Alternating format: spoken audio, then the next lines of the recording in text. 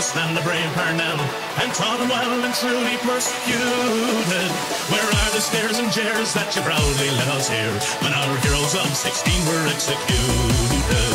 Come out, you black and tans, come out and fight me like a man. Show your wife how you won medals down in Flanders. Tell her how the IRA made you run like hell away from the green and lovely lakes of Killashandra.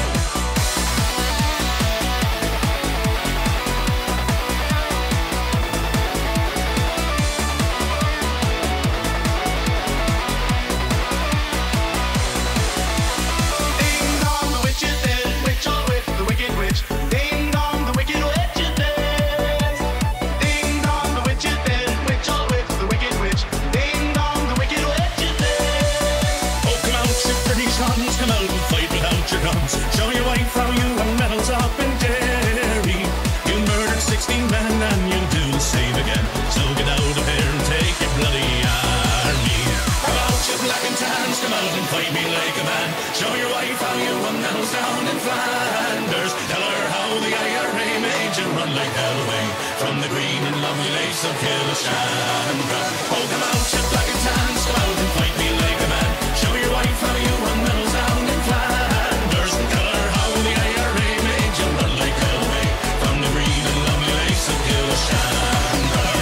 Buckingham Palace announced the death of Her Majesty Queen Elizabeth II.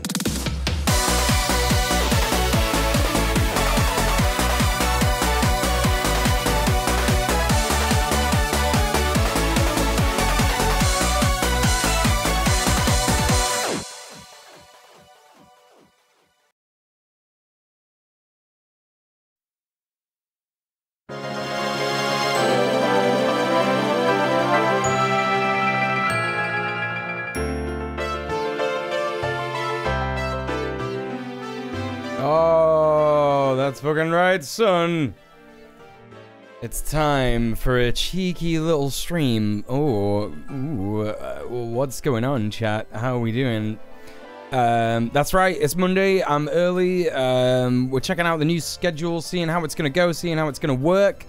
Welcome in, one and all. What have I got for you today? What have I been up to this weekend? Oh my goodness. Mostly looking after me nan. I think I've told you that. I think I've told most people that. Told most people that I was doing that last night on Red Planet. If you missed last night's episode of Red Planet, go check it out. It's a good one as always. Yeah, no, I've been helping my gran look after my mum's dogs. My mum's got a miniature Schnauzer and an Airedale, and they're both very, very cute, very, very not well behaved. It's really bad actually, because the Airedale is really old. She's called Maggie, and it's just really kind of sad because like you could tell that she's like, her legs are not working as well as they used to. She can't run around and bounce around in the park and stuff. So when I'm walking her in the park, she's like stopping and she's sitting down, and she doesn't understand that I can't like sit and wait for her. Do you know what I mean? I've like got to go and do stuff, so I'm having to like go and like, you know, sort of like drag her along, and it's just really bad. I feel like a piece of shit. Chat. But my mum is adamant that she can walk in the park, and she has to walk in the park, and that's what the vets have said. And anyway, it's one of them. But she seems fine. She does seem fine. She doesn't like yelp or anything, so I don't think she is, I don't know, actively in, you know, violent pain or anything. I think she just can't be arsed, and that's fair enough. You know what I mean? I'd be the same, I'm sure. Yeah, it's pretty rough. Odnon. Speaking of Odnon, hello Odnon, and hello Shuggy Senpai. Welcome. Thank you so much for being here. I know it's early. Nada161 just popping up in the chat as well. Hello, how are you doing? Good to see you. Everybody, it would be remiss of me not to say please go follow Odnon, because he is a phenomenal streamer. Wonderful fella. We love him to bits. Streaming Slay the Spire. I play Slay the Spire once a day. You know. If she can, glucosamine is an over-the-counter supplement for dogs that can help with joints. Now, is that the case in the UK as well? Let's have a quick Google. Glucosamine UK. Turn my little guy from an old man into a puppy again? Glucosamine. Maybe I should try 4 dogs. 4 dogs. UK. Tesco Pet Care, glucosamine and chondroitin. Complimentary feed for adult dogs. Yeah, looks like you could get it. Yeah, you could just get it in Tesco, I think. All right, cool, nice one, Odnon. Yeah, I think it is. I think it is a thing with like bigger breeds in it, because an Airedale isn't necessarily like a huge breed, but it is a bigger breed. So yeah, you might be right. I'll speak to my mum and see what she says. Can we get her some glucosamine? There you go. Anyway, that's that. Now, so I've been looking after the dogs. Give the vet a quick call before the dog breed may matter. Either way, hope the pup is happy and comfy. Well, I could probably just Google it, can't I? Glucosamine for Airedales. UK. Your vets recommend glucose for dogs. Glucosamine. I'm pretty sure my partner's dog used to have it. She had the same one. Her parents had the same one. Doing great. Just took lingonberry pie out of the oven. Amazing. That sounds fucking delightful. I hope that's very nice. Lingonberry pie. Yeah. So, other stuff about my gran. We have been hanging out. We've been watching films together. We watched True Stories together on Saturday night, which was really, really nice. If you don't know what True Stories is, it's a film by David Byrne and Talking Heads from like 1986. And it's just a really nice kind of interesting... It's a really feel-good movie. Obviously, it's got Talking Heads music in it, which is really nice music. And it's really weird. I kind of want to do like a bit of a video about it, because it's very much a excited kind of documentary of how people feel about neoliberalism. Like at the start of neoliberalism, like people in the US were being like, oh, microchips, and oh, we're getting all this production going, and people are getting really excited about starting their own businesses, and people are changing, and things are changing, and it seems really good. But it does feel like Talking Heads and David Byrne are like criticizing it a little bit. It's like there's a lot of like examples of like how stupid people look, and like there's this one character in the movie that like never gets out of bed, and it's not because she's disabled or anything like that. Like he says, there's nothing wrong with her. She just has a lot of money. She has so much money, she doesn't need to get out of bed. And it's like, oh, okay. And she like has like a robot servant, and then like a person servant, and then like a I can't remember.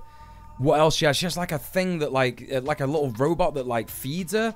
It's quite funny, but like I don't know. There's a little bit of like a tongue-in-cheek criticism in there because I think a lot of the things like people get excited about it, and David Byrne is in the movie. He's sort of like narrating it and like taking you along for the ride, as it were, and these people are saying like, "Hey, isn't that great?" And David Byrne's going, "I don't know. I don't really like that." And then it just moves on. Like the story just moves on. It's great. I love that movie. Hello, Manticore. How's it going? Welcome in. And hello, PvP. How are you doing? Good to see you. Good to see you. Morn low indeed. So what was I up to now? Yeah, so we watched that the other night, and my nan really liked it, which was cute because she's like 86 years old. But then the night before, I actually watched 1984 with her, and that was a mistake because it is a very depressing film. And she got the message from it, which was really good. You know, she'd never read the book and she'd never heard of it before. So that's really interesting. And the thing about 1984, though, is that the main character, Winston Smith, is absolutely terrified of rats because he saw his mum get eaten by rats when she was dead. He like runs off or something, and then he finds his mum in a field or in a house or something. A corpse is getting eaten by rats. And so he's terrified of rats. And what they do at the end is they like strap a fucking cage with rats to his face, so they like eat through his face and shit. And I completely forgot about that. And my nan is terrified of rats and mice. So I had to say to her, listen, Gran, I've forgotten about this. I've not done this on purpose to upset you. But at the end of the movie, there's an horrible thing with rats. Do you want to see it? And she goes, he just dies, doesn't he? And I said, yeah. And she went, I thought it was going that way. We don't need to finish it. I was like, great. Okay. So, yeah. I'd completely forgotten about it. I was like, oh, yeah, that does happen. I should probably stop. Probably not make my nana watch that. You know what I mean? She might have a fucking heart attack. Hey B-Rat, how's it going? Hello. Yes, the one with John Hurt in it. Yeah, you're right. That exact one. It's a really interesting movie because like it's made by this. I don't know if there is. No, there is another one. There is another version. Manticore. You're right. There is another version. The guy who did the. I'm trying to think. The guy who directed it, his name is something like Donald Mathewson or something like that. I might have got that wrong, but that's who he is. And if you look at the other kinds of films that he's done, he's never really done any science fiction films. He's done like kitchen, what in the UK we call kitchen sink dramas. If you've ever watched them like really depressing UK movies like Kes or Scum, you know, those kinds of dramas are called kitchen sink dramas because they're about being poor and working class and having no life and no prospects, and generally speaking they have bad endings. So he's done like those kinds of films, and you can see that bleed over into 1984, but it's really good. It's definitely like a very, very well made film. There are no like mistakes or bad acting or anything like that in it. It's very, very good, and it's very like what do you call it? Loyal to the script. Is that what it is? Train something's considered one. Trainspotting. No, Trainspotting's a bit more elevated than your standard kitchen sink drama. Your standard kitchen sink drama is like nothing extravagant happens. There's not even like dream sequences or anything like that. Like, no way. Trainspotting is a bit more elevated. Trainspotting is like what kitchen sink dramas evolved to be in the 90s with the advent of like rave culture and stuff like that, and they made it a little bit trippy, a little bit interesting, a little bit stylized. Trainspotting is another kettle of fish altogether, but I can see how you can make that comparison for sure. Hello, Porcelain Giant, how are you doing? Welcome in. Good to see you. John Hurt is great and everything. Yeah, so true. So true. Like, I'm not a huge fan of you know, having non-disabled characters play disabled characters, but for what it's worth, in The Elephant Man, he's amazing.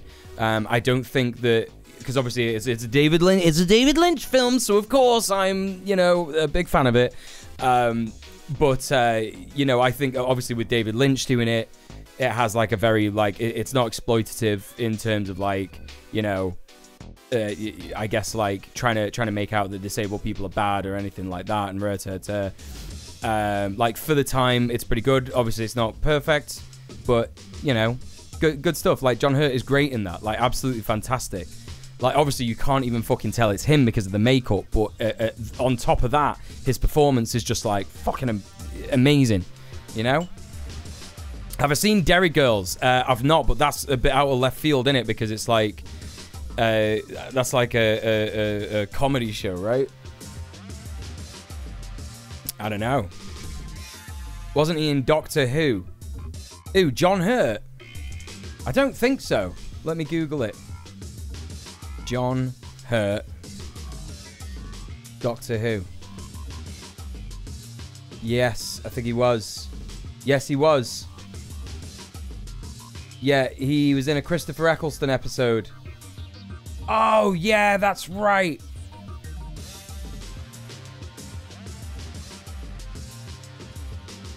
Oh, wait, what? The War Doctor regenerates. John Hurt to Christopher Eccleston. Oh, is it a Matt Smith one? It's got Matt Smith in it. He was the War Doctor. What's the War Doctor? What is that? The Doctor that goes to war. Anyway, rest in peace, King John Hurt. What a great actor. Very, very nice bloke, apparently, according to everyone who's worked with him. Hey, Vord, how's it going? Hey, Thomuel, how are you doing? Hey, Middle-earth Marxist. John Hurt was the war Doctor. Yeah, he is dead. That is what happens, isn't it? When you get old, you die. Anyway, I just know a lot of bits of Doctor Who lore because I know a lot of Doctor Who nerds that tell me about it. Yeah, it is like that, isn't it? It's like you will get like absorb these things through osmosis in order to like, you know, well, you know, without realizing it, and then all of a sudden you're a fucking Doctor Who nerd yourself, aren't you? Thank you for the follow, by the way. I'm sorry the alert didn't go off. I forgot to turn him back on after last night. Adorable, hello. War Doctor was like a forgotten Doctor incarnation of the Dalek versus Time Lord war, if I remember correctly. Been years since I watched that special. Gotcha. No probs. I'm with you. I'm all over it. Excuse me. So we watched 1984. That's what I was up to. Me and me nan. And I tried to make... It was really funny, chat, because I've been going on to my gran about how I love baking now and I love making bread and all this stuff, yeah? And I was going on to her about making bread. I said, right, I'll make us a focaccia bread. Gran, it's going to be the nicest piece of bread you've ever had in your life. You'll love it. I can't wait for you to try it. And I couldn't find any yeast in my mum's cupboard, which is fucking ridiculous. Because my mum is like a baking queen. She's got everything. She's a cooking queen, baking queen, gardening queen. And I couldn't find any yeast. I did find some yeast, but it was out of date. And I was looking on the internet. I was like, can you eat out of date yeast? Will it kill you? Will it kill an old person? You know, stuff like that. And it was like, no, it's fine. It just might not work, right? And I was like, all right, I'll give it a go. Yeah? I'll give it a go. And, oh boy, it did not work. That yeast was dead as shit. No, it wasn't in the fridge. No, I don't keep yeast in the fridge. It's dry yeast. You know that dry yeast you get in sachets? That's what we mostly get here in the UK. Time to pull some yeast out of the air. Yeah, but that takes like a couple of days, doesn't it? Even in the fridge, it'll eventually die? Yeah, I imagine so, yeah. I do imagine so. So anyway, it didn't work, and it's the most... it's the most dense bread I've ever had in my life. I had it. I had like... Because my mum's got like a bit of veg growing in the garden, so I took some tomatoes out of the garden, and I had them with... with just a bit of sandwich stuff on it, and oh my god, it was so dense. My heart I was having heart palpitations like no one's fucking business. You know, because my body's trying to digest it, but you know, I'm not getting enough blood to my fucking intestines to digest it properly. Oh, it was a nightmare. Chat, it was a fucking nightmare. It was horrible. So, yeah, no good. Anyway. Made an unleavened loaf. It was very, very dense. Yeah, very dense indeed. Hey Zadaz, how you doing? Welcome to the stream. Yo, yeah. Oh, porcelain, the garden tomatoes. Listen, that's not even all. That's not even all. My nan, yeah. My mum don't have plums in the garden, but she's got an apple tree. And so my nana got some apples off the tree. And she made an apple crumble, and she got some plums from the shop. So we have, and we've got it still. There's still some in the fridge at my mum's. I'm gonna have some when I go back tonight. Oh, it was so nice. Oh, it was so nice. It was the nicest fucking apple crumble I've ever had in my life. Christ, and it's dead easy. It's just like a bit of sugar, a bit of water, boil up your apples and your plums, put a bit of crumbled whatever on it. I don't even know what it is. What is it? Crumbled pastry, crumbled biscuit or something. And then Bob's your fanny. Innit? Made by your nan. You can't go wrong, really, can you? It was just great. It was just really great. So that fresh from the garden tomatoes, fresh from the garden thingy, and I had some fresh rosemary as well from my mum's garden as well. Oh, I've been living the fucking dream, chat. It's amazing. It's fucking amazing. Brown sugar crumble. I think so. I think she used brown sugar. I wasn't watching. But yeah, there you go. Fantastic. It's been really good. Hello, Valerie. How you doing? Bob's your fanny. That's right. I say that because they always say Bob's your uncle and Fanny's your aunt. But I'm a weirdo, aren't I? So I just say Bob's your fanny. Sugar, flour, and butter rubbed together optionally with some oats. Oh, can you do that as well? Love brown sugar crumble. Looks really... Yeah, it sounds really good. Sounds really, really good. So we had that, and then that's been it, really. I've just been taking the dogs around the park and looking after the dogs and stuff. That's it, really. There's not much else to tell. There's not much else to tell. I like a good oat flour brown sugar butter crumble. Well, hopefully I'm going to be able to make the focaccia bread tonight because I've got some actual yeast from my house. So I'll make my gran a focaccia bread because I was thinking, oh, I've been baking all this stuff. I would love to share it with my nana. You know what I mean? Because she's old, isn't she? And she's not going to be around forever. And, you know, bless her. I love her to bits. So, you know, I want to, like, you know, make her some stuff, make her feel nice. And when I got there on the Thursday night after the stream, I said to her, oh, Gran, I've made these cookies. You know, the cookies I make, the vegan cookies. I got these, and she fucking snatched them out of my hand like a fucking psycho. She was like, give me that, and like scranned them rapid. I was like, fuck me, and she was like, oh, I love that. That's amazing. Oh, you're very good, aren't you? And it's really good as well because all she does is she just calls me a clever lad all the time, and no one does that. People don't even say that in the stream, but that's because you all know the truth, don't you? I'm not that clever, actually. I am a bit thick. And she's just there like, you're such a clever lad. I'm telling her about Red Planet, and I'm telling her about all like the housing activism that I do, and I'm telling her about like the streaming and stuff like that. She goes, oh, you are clever, aren't you? And I'm like, yes I am. Gotta take it, haven't you? Wherever you can get it. So yeah, there you go. Hey Husker, how's it going? Oh no, she is a sweetheart. PBP, she is. Yeah, she's had a fucking horrible life. Oh yeah. Obviously I won't go into it, but like she's had a horrible life. Oh yeah, she's just so sweet. She's so beautiful. Beautiful, wonderful grandma. We love our DJ Clever Lad 201 IQ. That's true, isn't it? I am a clever lad. If you keep calling me Clever Lad, chat, you better believe it. I'll tell you to stop because it will be too much. Don't do it. Don't start doing it. Anyway, listen, I've got a stream for you here. Got a stream going on, and it's here, and we're starting with the US world headlines. We're starting with it.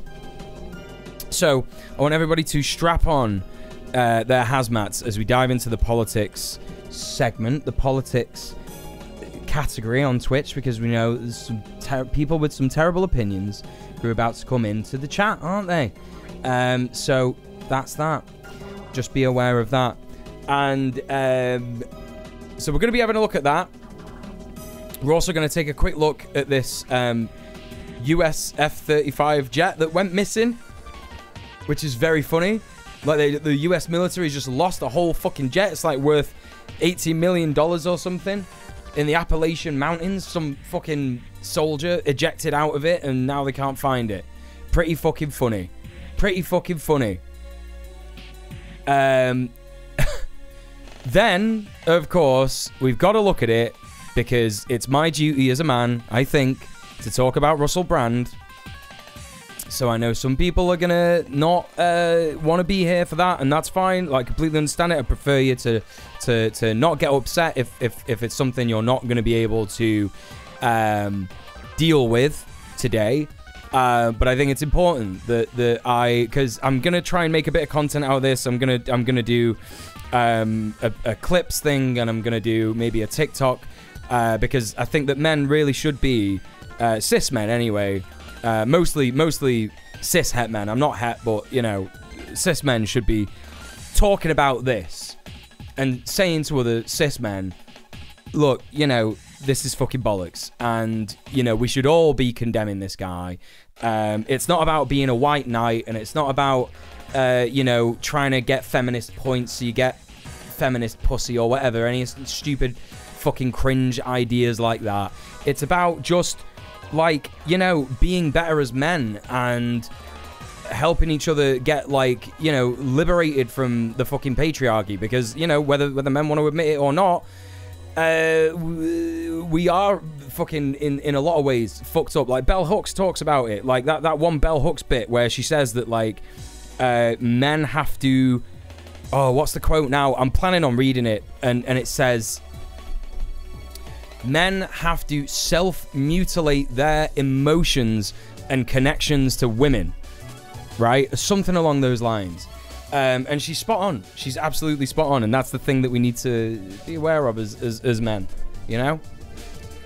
So, Mr. Noobster, hello, good to see you. Welcome in, how you doing? Just when you think those things couldn't suck more, on how to sell them to the UK. Wait, what? How to sell them to the UK. Are you on about the jets? MLW cis men as a category, I guess. I'm gonna do it. There it is. I've got no idea. I'm just gonna ask you to type out the actual word. If it's not a commonly known acronym, I'm not gonna know what it is. So, what is it? MLW. What you on about? What is that? Men who love women. Okay. Thanks. Right. Okay. Men who love women, cis men as a category, I guess. Yes. Absolutely. So, it needs to be talked about, unfortunately, since we live in a rape culture. Of course. And it is absolutely the... it's on cisgender men to talk about this and address this, because they don't listen to women. Do you know what I mean? That's how rape culture works, isn't it? They say don't listen to women, they're hysterical and they're not fucking thinking right and all that stuff and all that bollocks. The first act of violence the patriarchy demands of males is not violence towards women. Instead, patriarchy demands that all males that they engage in acts of psychic self-mutilation. Yes, that they kill off the emotional parts of themselves. If an individual is not successful in emotionally crippling himself, he can count on patriarchal men to enact rituals of power that will assault his self-esteem. That's the Bell Hooks quote. It's fucking spot on. Spitting. Absolutely spitting. So there you go. So we're going to have to talk about the Russell Brand thing. And there's a couple of little bits of videos that we're going to look at regarding that. Then this is kind of going around. I'm not sure everyone in these circles, aka the Red Planet hosts circles and you know, friends of Red Planet and stuff, know about this, but there is like a really cringe German YouTuber who is like a theorist, like a physician, a quantum physician or something. She's called Sabine Hossenfelder, and she's made I hate it so much. She's made this fucking video, and it's called "Capitalism is Good, Let Me Explain," and it's 16 minutes long. So we're going to watch that and suffer together, aren't we? We're going to do that together. So get ready for that. Get ready for that. She's fallen into the capitalist and transphobe pipeline. She's actually a transphobe as well. You know, I have a theory, chat. I have a theory because, you know, a lot of my ops, right? A lot of their audience. I'm not going to... this isn't drama. I'm not saying specifically who I'm on about. But a lot of people who very much dislike me and all the Red Planet hosts and stuff like that seem to have like a large audience in Germany.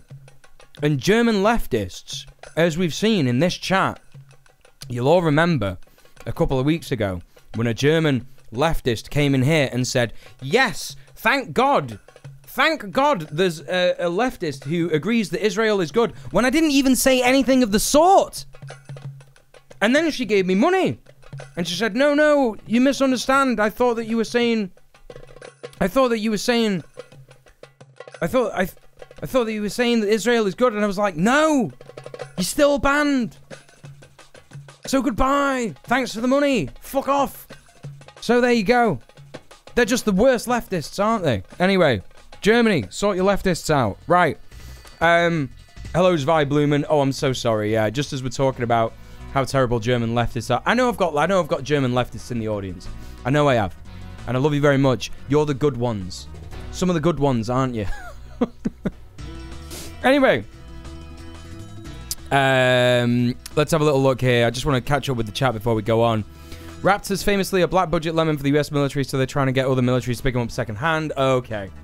Some of the reactions to the brand news I've seen in leftist streams has left me deeply disappointed and uncomfortable, but noticing a lot of victim blaming that has me reflecting on rape culture.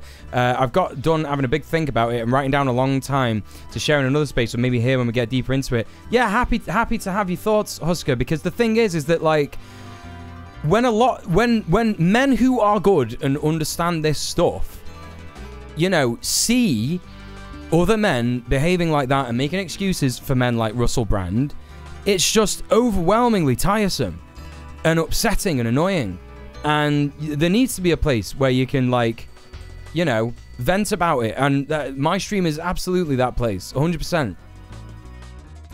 Only had it because it's on a document for some things I want to talk about in therapy. And the Bell Hooks thing. She's fallen into capitalist transfer pipeline. It's very, very bad. I think I've seen some of that. Mr. Noobster! Oh my God. I forgot to show the dono goal. Mr. Noobster, thank you so much for the £5. Thank you so much for the £5. Thank you for subbing off Twitch. Thank you for supporting the stream. Really appreciate that. Chat, don't forget to sub off Twitch. If you want to support me, your boy, Donkus Jonkus Monkus, please consider subbing off Twitch. Twitch is a terrible platform. You know, it keeps horrible, awful streamers who basically break the terms of service all the time. It gives them a huge platform and they never suffer, but marginalized people who slightly break, you know, sort of like skirt around the edges of whatever, like break the terms of service, they get banned straight away, permaban, no fucking appeal allowed, shit like that. And also they don't protect marginalized people either, etc, etc, etc. You know why Twitch is bad. Don't sub on Twitch, sub off Twitch. Go to my PayPal, give me money directly. I need it to live. They can pay my bills, all that stuff. Make sure you tune in next week on Wednesday, not this week, not this coming Wednesday, but next week on Wednesday. I'll be doing a DJ stream in a gnome cosplay. We'll be doing some gnome core DJing, and that's as a result of hitting the target last month's dono goal. If we hit this month's dono goal, £600, I will be doing an acoustic set, playing some cover songs including Nirvana, Alice in Chains. Who else can I play? That's it. Smashing Pumpkins. So all that to consider. Imagine that, chat. I'll be singing songs like that, and I'm very good at it, and I've definitely practiced. So there you go. Consider subbing off Twitch. We've already unlocked double feature movie night, 30th of September. Oh, Porcelain! Porcelain, thank you so much for the £10. Thank you for subbing off Twitch. Thank you for supporting the stream. Listen, you know, I'm a nice guy, chat. I'm a nice guy. And, you know, if we get another dono in the next minute, I'm willing to listen to some tunes with you. You know, I'm willing. I'm not a bad guy, you know what I mean? I'm a nice streamer, really. I know it's not obvious, but like, you know, I've got some good stuff for us to watch together. So just think about that. Just think about that. Just think about that. You know. Anyway, moving on. So that's that. Thank you very much, everyone who's supported, donated so far. Really appreciate you. We're gonna crack on. We're gonna crack on and do the news with Big Amy. That's right. Everyone say hello, Amy. She's delightful. We love her. She's telling us the news. No holds barred. Let's take a little cheeky look at what Amy's got to say. Here we go. Welcome to Democracy Content Now! warning for imperialism .org, the War and Peace Report, and violence, I'm Amy Goodman. as usual. The World Health Organization and aid groups have called on Libya's government to stop burying flood victims in mass graves a week after unprecedented rainfall caused a pair of dams to collapse, devastating the eastern coastal city of Derna. The UN reports about 4,000 people were killed by the floods, with more than 9,000 people still missing. We covered this last night on Red Planet. I'm done! The people's clever lad. Well, I did say, didn't I? Not only did you call me a clever lad. Listen, I got some cool shit for you. I've never seen this before in my life. But let's jam out, chat. How about we jam out for a bit, eh? How about we jam out for a bit?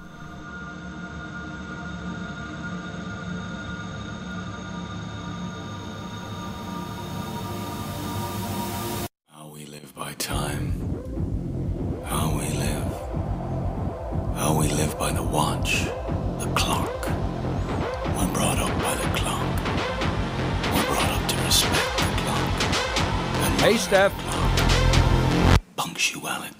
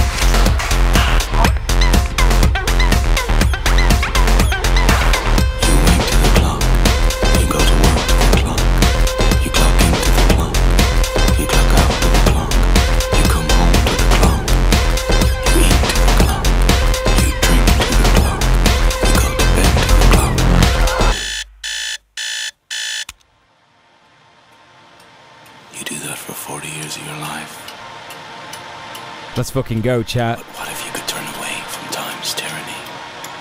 Vanish. It's made up, innit? Time. Watchless world. Space without schedule. Space without schedule. Time, where you are master of your own mechanism. Brace yourself for freedom.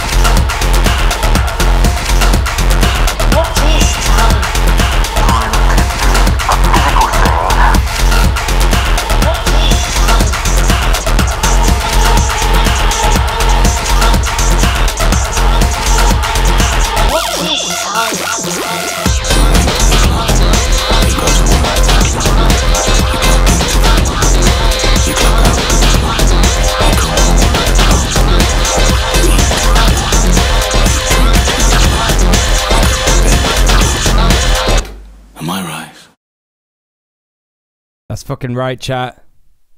That's fucking right. That's what you get. That's what you get if you give me money. You know, we listen to banging tunes that you never heard of before. Bet you never heard of that, have you? Bet you never heard of that. Well, that is a tune by Paul Hartnell, who is basically Orbital. And Porcelain Giant got it in one. That is Cillian Murphy. In fact, Cillian Murphy not only is in the music video doing the whole bit, is all the characters in the music video, but he also is doing the reading of the clock. So very nice, isn't it? Little known facts about Cillian Murphy. He loves doing them kind of very artsy productions and stuff. Like he's even though he's been in like Oppenheimer and it's cringe and all that, but like he's done some really, really esoteric cool shit, and I've seen you know, a lot of like art house stuff that he's been in. It's really meaningful. Do you know what I mean? Like that whole piece, like about the clock, like it's really, really relatable. Everybody in the chat being like, yeah, I feel this. I feel this in my soul. Yeah, fuck the clock. Fuck the clock. Oh my God. Oh my God. So there you go. Anyway, right. We're going back into it. We're going right back into Big Amy. Big Amy with the big news. I love Vordrella's comment, by the way. Reminds me of Faithless. Techno is a genre. Techno is a genre, and it sticks to a certain beats per minute. That's all I'm gonna say about that. That's like getting real Boss Baby vibes from this movie. From the guy that's only ever watched Boss Baby. Okay. Hey, Copy Packs, how you doing? 11,000 deaths. More than 30,000 survivors have been... No idea what you're talking about, by the way. Immediate need of clean water, food, and shelter. Aid workers continue to collect the bodies of the dead. As a Libyan, thank you so much, everybody, for donating. I swear, I cry. I can't handle it. But it is God's will, so you have to hold up and pull out the body. There was a body that was divided in two parts right before us. There's nothing to do but to pull out the body. What can you do? As the climate catastrophe fucking hell, fair play to him. Solidarity. Hundreds of thousands of protesters around the globe took to the streets over the weekend, calling for an end to the burning of fossil fuels. Climate actions took place in the Philippines, India, the Democratic Republic of the Congo, Sweden, Germany, the United States, and across dozens of other countries and cities worldwide. Here in New York, an estimated 75,000 protesters joined a massive march Sunday following days of peaceful actions targeting banks and other institutions involved in the fossil fuel industry. Let's go. It was the largest rally New York has seen in years. Wow. Ahead of the march, at least 16 climate activists were arrested Friday after they occupied and shut down the Museum of Modern Art for more than 5 hours over its ties to fossil fuel billionaire Henry Kravis, co-founder of the Wall Street investment firm KKR. Okay, so I've just realized something that I wanted to touch on this real quick. I think it's in my watch later. I think it's in my watch later playlist, but there was someone who attached themselves to a drill, and I can't fucking remember. I've not got it on the watch later list. Fucking hell. Okay, no worries, chat. I've completely forgotten what it is. But it was a couple of people who had attached themselves to a drill in like the mountains in Appalachia to stop them from doing fracking up there. Fracking, obviously, incredibly bad for the environment. Most fossil fuels are bad for the environment, but really, really, really, you know, just absolutely fucking vile shit. So yeah, no good. Thousands of protesters gathered in Berlin's Brandenburg Gate, spraying orange paint on its columns. Several protesters were arrested. This is an... Oh, orange paint? That'll be last generation. They're like the German equivalent of Just Stop Oil. Activists as they were taken into police custody. Die Bundesregierung muss jetzt Maßnahmen ergreifen, The government has to take measures now to achieve climate neutrality by 2030. It can't be that our last basic livelihoods are being destroyed. The Brandenburg Gate stands for a political turning point like no other landmark, and we need exactly this turning point again today. The Chancellor continues to pour oil on the fire. It can't just be that basic livelihoods of millions, no, billions of people are being put on the line. Science and scientists are clear that we need to exit the use of fossil fuels by 2030. The protest. These fucking cops are just ghouls, aren't they? Cops are just ghouls in general, but it's like, just like, dude, how, I don't know, man. I don't know. I constantly think, like, how do cops fucking live with themselves? How do they live with themselves? They're just the worst. Like, every single cop is a piece of shit. It's just awful. It's just, they're just terrible. It's like, you know, ghouls and goons, aren't they? Of capitalism. Oh, Christ. Double think, yeah. I mean, that is just, yeah. Kicked off a week of mobilizations as world leaders will convene at the United Nations General Assembly starting today, where UN Secretary General Antonio Guterres is hosting a special climate summit Wednesday, which U.S. President Biden does not plan to attend, after headlines will spend the rest of the hour hearing voices from Sunday's march to end fossil fuels outside of the United Nations. A United Auto Workers strike targeting the big three automakers has entered its fourth day. About 12,700 workers walked off the job Friday, but the UAW... 12,700 workers, let's go! Big old Bernie, he's coming in. Warned the strike could expand in scope. On Sunday, talks resumed between the UAW and representatives of General Motors, Ford, and Stellantis. Over the weekend, Stellantis, which is the parent company of Chrysler, offered workers a 21% pay hike, but UAW President Shawn Fain rejected the offer. He appeared on CBS Face the Nation Sunday.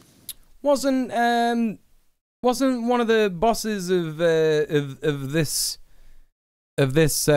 these companies, these three companies, isn't he the one that said, oh, we need to keep workers oppressed, like just said the quiet part out loud? Who was that guy? It was all over the Discords like a couple of days ago. Tim Gurner. Yes, that's the guy. Tim fucking Gurner. Tim Gurner. It was at a con.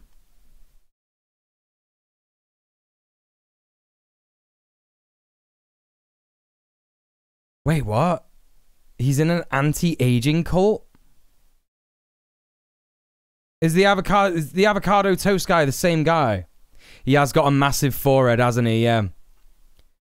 Got a huge... Tim Gurner apologizes over call for more unemployment to fix worker attitudes. What? This guy. This fucking guy. Tim Gurner apologizes over call for more unemployment to fix worker attitudes.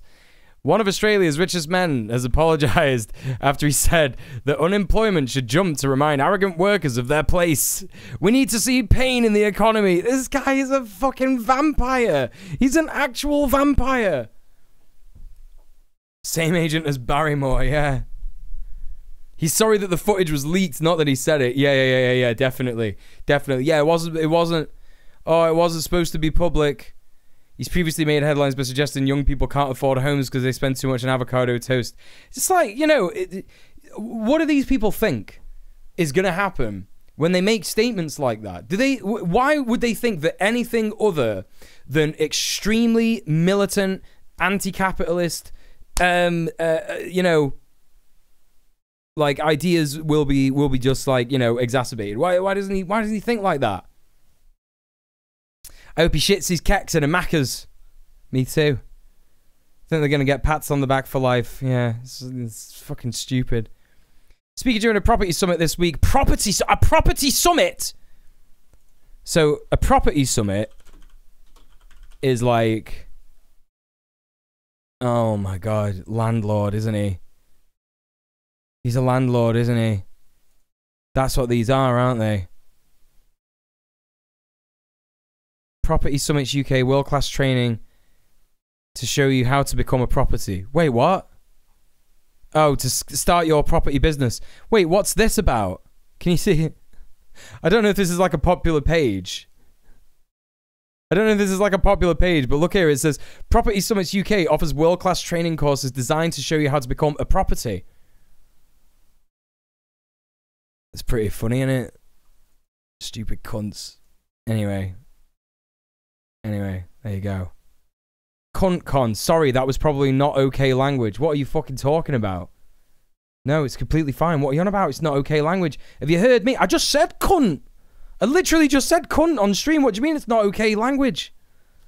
We've asked for 40% pay increases, and the reason we asked for 40% pay increases is because in the last 4 years alone, the CEO... Now, I know I joke a little bit and say that I'm like, oh, I'm actually not a leftist in my stream. I'm a dictator. But no, like, if I say it, you can say it. Fucking hell. Pay went up 40%. They're already millionaires. Right. You know, it's shameful that you know, one of the right, Carpe, yeah, corporations sitting in his second home in Acapulco while we're bargaining, rather than being at the bargaining table. And so, you know, our demands are just. We're asking for our fair share in this economy and the fruits of our labor. So 21% is a no-go for you? It's definitely a no-go, and we've made that very clear to the companies. On Friday, Independent Senator Bernie Sanders traveled to Detroit to speak at a UAW rally where he decried corporate greed. And let me thank the UAW for standing up not only for your own members, but for the working class of this country. Yeah, pretty cool. The fight you are waging here is not just about decent wages and working conditions and pensions in the automobile industry. It is a fight to take on corporate greed and tell the people on top this country belongs to all of us, not just a few. Ukraine's military says it seized control of a village near the eastern city of Bakhmut that's been the site of intense battles for weeks. It's the second Russian-occupied village recaptured by Ukraine in recent days and comes ahead of a visit by Ukrainian President Volodymyr Zelensky to the United States this week. He'll address the United Nations General Assembly in person for the first time since Russia's invasion. He'll then travel from New York to Washington, D.C. for talks with President Biden and congressional leaders. In August, President Biden asked Congress for... I wonder what happened if we could have voted Bernie in. The CIA would have assassinated him. Next question. Additional $13 billion. You know, like, I constantly think this. I constantly think, like, what would happen if Bernie Sanders got in? What would happen if Jeremy Corbyn got in? But the only answer is that the CIA would have assassinated them both. It's just they are not interested in any kind of actual democracy. They're not interested in any kind of leader who would, and even if the CIA didn't assassinate them, they would be wing clipped, wouldn't they, by like centrist Democrats, centrist Labour MPs, all that kind of stuff. You know, we have to get. Oh, Prince. Thank you for the 19 months. You're early or I'm late. Either way, thanks for being here. No, thanks for you being here. Thank you for the 19 months. Appreciate that. It's just you know, yeah. There would have been some wing clipping going on. Regardless, Bernie Sanders might have gone down as like a mildly better Bill Clinton, a mildly better Obama. He would have been pressured to still go to war with various different countries and drop bombs on Somalia and all this kind of stuff. And he would have caved to those pressures, and we would have been really mad at him. And to be honest, I would also argue, and I know this sounds accelerationist, but you know I'm not, chat. I'm not like that.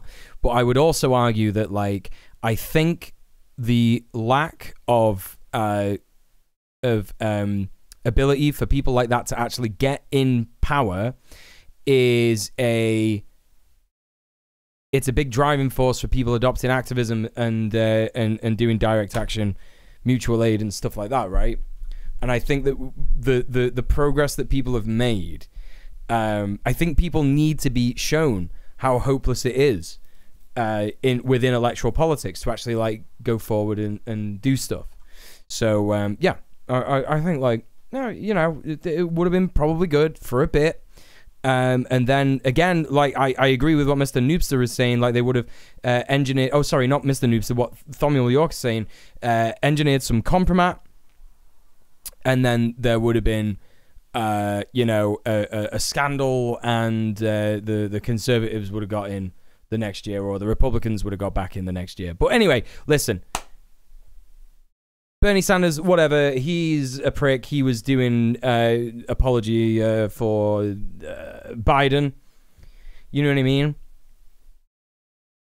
I hate that people could just say accelerationist and poo-poo talk of making solutions come quicker. Well, no, I think there's a valid reason to be upset with anyone who wants things to get worse before they get better, because I don't necessarily want things to get worse. It's just that I think that, like, we need something bigger than people having hope in a system that's designed to fail, right? You know what I mean? So that's that. President Bernie wouldn't have been able to do much anyway. Most stuff has to go through Congress. And you see, that's not true, though, is it? That's not true. No, I want people to get that out of their heads, because the thing is that the president of the US can do stuff, yeah?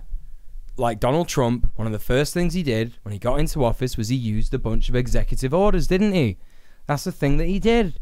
Every president can do that, you know? Joe Biden could do that if he wanted. The thing is that the only reason that I'm annoyed with people saying that, like, oh, most stuff has to go through Congress, is because that's the Joe Biden excuse. Joe Biden sits there and goes, terrible things happening to trans people in this country, Jack. Someone should do something about it. You're the president, you couldn't. You know? The thing is that he would have had the same, like Joe Biden, I genuinely don't think wants anything good to happen. Right? I don't think Joe Biden wants anything decent to happen at all. Like, I don't think his best interests, I think he has corporate interests. I think he's in the pocket of big everything. Status quo Joe. Yeah, you're right. Status quo Joe. And you know, I think that's it. I think Bernie Sanders maybe would have used the executive orders to do some stuff. However, I still don't think, that he would have ultimately, fundamentally. I think he believes too much in the USA. You know, there's some people who just believe too much in the USA. That's why, like, you know, Jeremy Corbyn, he's much better than Bernie, isn't he? Because he immediately stepped down from electoral politics. He remained an MP, but he was like, no, I'm not going to run again. I'm not going to run for leader again. And I'm going to set up all these different foundations to help people do activism. I'm going to encourage people to do activism. I'm going to encourage people to do, you know, direct action, mutual aid, etc., etc. That's a much better use of your time. Bernie does a bit of that, like he supports trade unions and stuff. Great stuff, bro. Do you know what I mean? But like, I think in the long and short of it, like, he still makes a lot of apologies for Joe Biden, and you don't see Corbs doing that. You don't see Corbs doing that with you know, Kid Starver. Anyway, we're gonna move on. Hey, Thasmadar, how you doing? To Ukraine, an additional $8 billion in humanitarian assistance. The military leaders in Mali, Niger, and Burkina Faso have signed a Mr. Pact where they agree to help each other militarily against outside aggression and against... Oh, whoa. Who's this? Burkina Faso and who? Military leaders in Mali, Niger, and Burkina Faso have signed a mutual defense pact where they agree to help each other militarily against outside aggression and against internal rebellions. The three nations are all former French colonies which experienced military coups in recent years. This is Mali's Foreign Affairs Minister, Abdoulaye Diop. Any attack on the sovereignty... I don't think Niger was mentioned. Integrity of one or more of the contracting parties will be considered as an aggression against the other parties and will entail a duty of assistance and relief on the part of all parties. This comes as tension is escalating between France and Niger's new military leaders. On Saturday, thousands of protesters rallied outside a French military base in Niger after French President Emmanuel Macron claimed France... Oh, is it Niger? Oh, I think it might be, yeah. I think it actually might be, yeah. The ambassador is being held hostage at the French embassy. Protesters called on French troops to leave Niger. We know that Emmanuel Macron is looking for a war pretext to invade our country. But Emmanuel Macron must understand that the people of Niger are determined. Emmanuel Macron must understand that we have understood their game and we are not going to fall into their trap. In Sudan, a landmark office tower in the capital Khartoum caught fire and burned for hours Sunday amid fierce fighting between Sudan's army and the rival paramilitary Rapid Support Forces. The fire ravaged the 18-story Greater Nile Petroleum Company tower. Several government buildings also caught fire as paramilitaries launched attacks on positions controlled by the army. Residents report it was some of the worst fighting since violence between the factions of the military junta erupted on April 15th. Medical authorities report all the main hospitals in Khartoum and in Sudan's western Darfur region were out of service on Sunday.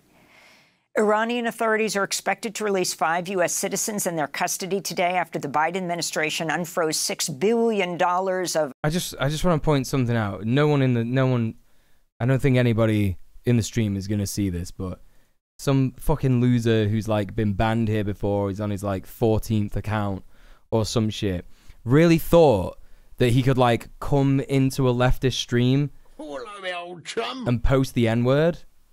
Like, he really thought he could do that? Like, do you think I'm fucking stupid, bro? Do you think I've not got like protections against that shit? Like, I got like the moderation set up to like make sure that it's impossible to do that. You fucking loser. It doesn't even show up in the fucking chat. Literally doesn't even show up in the chat. Iranian oil revenue.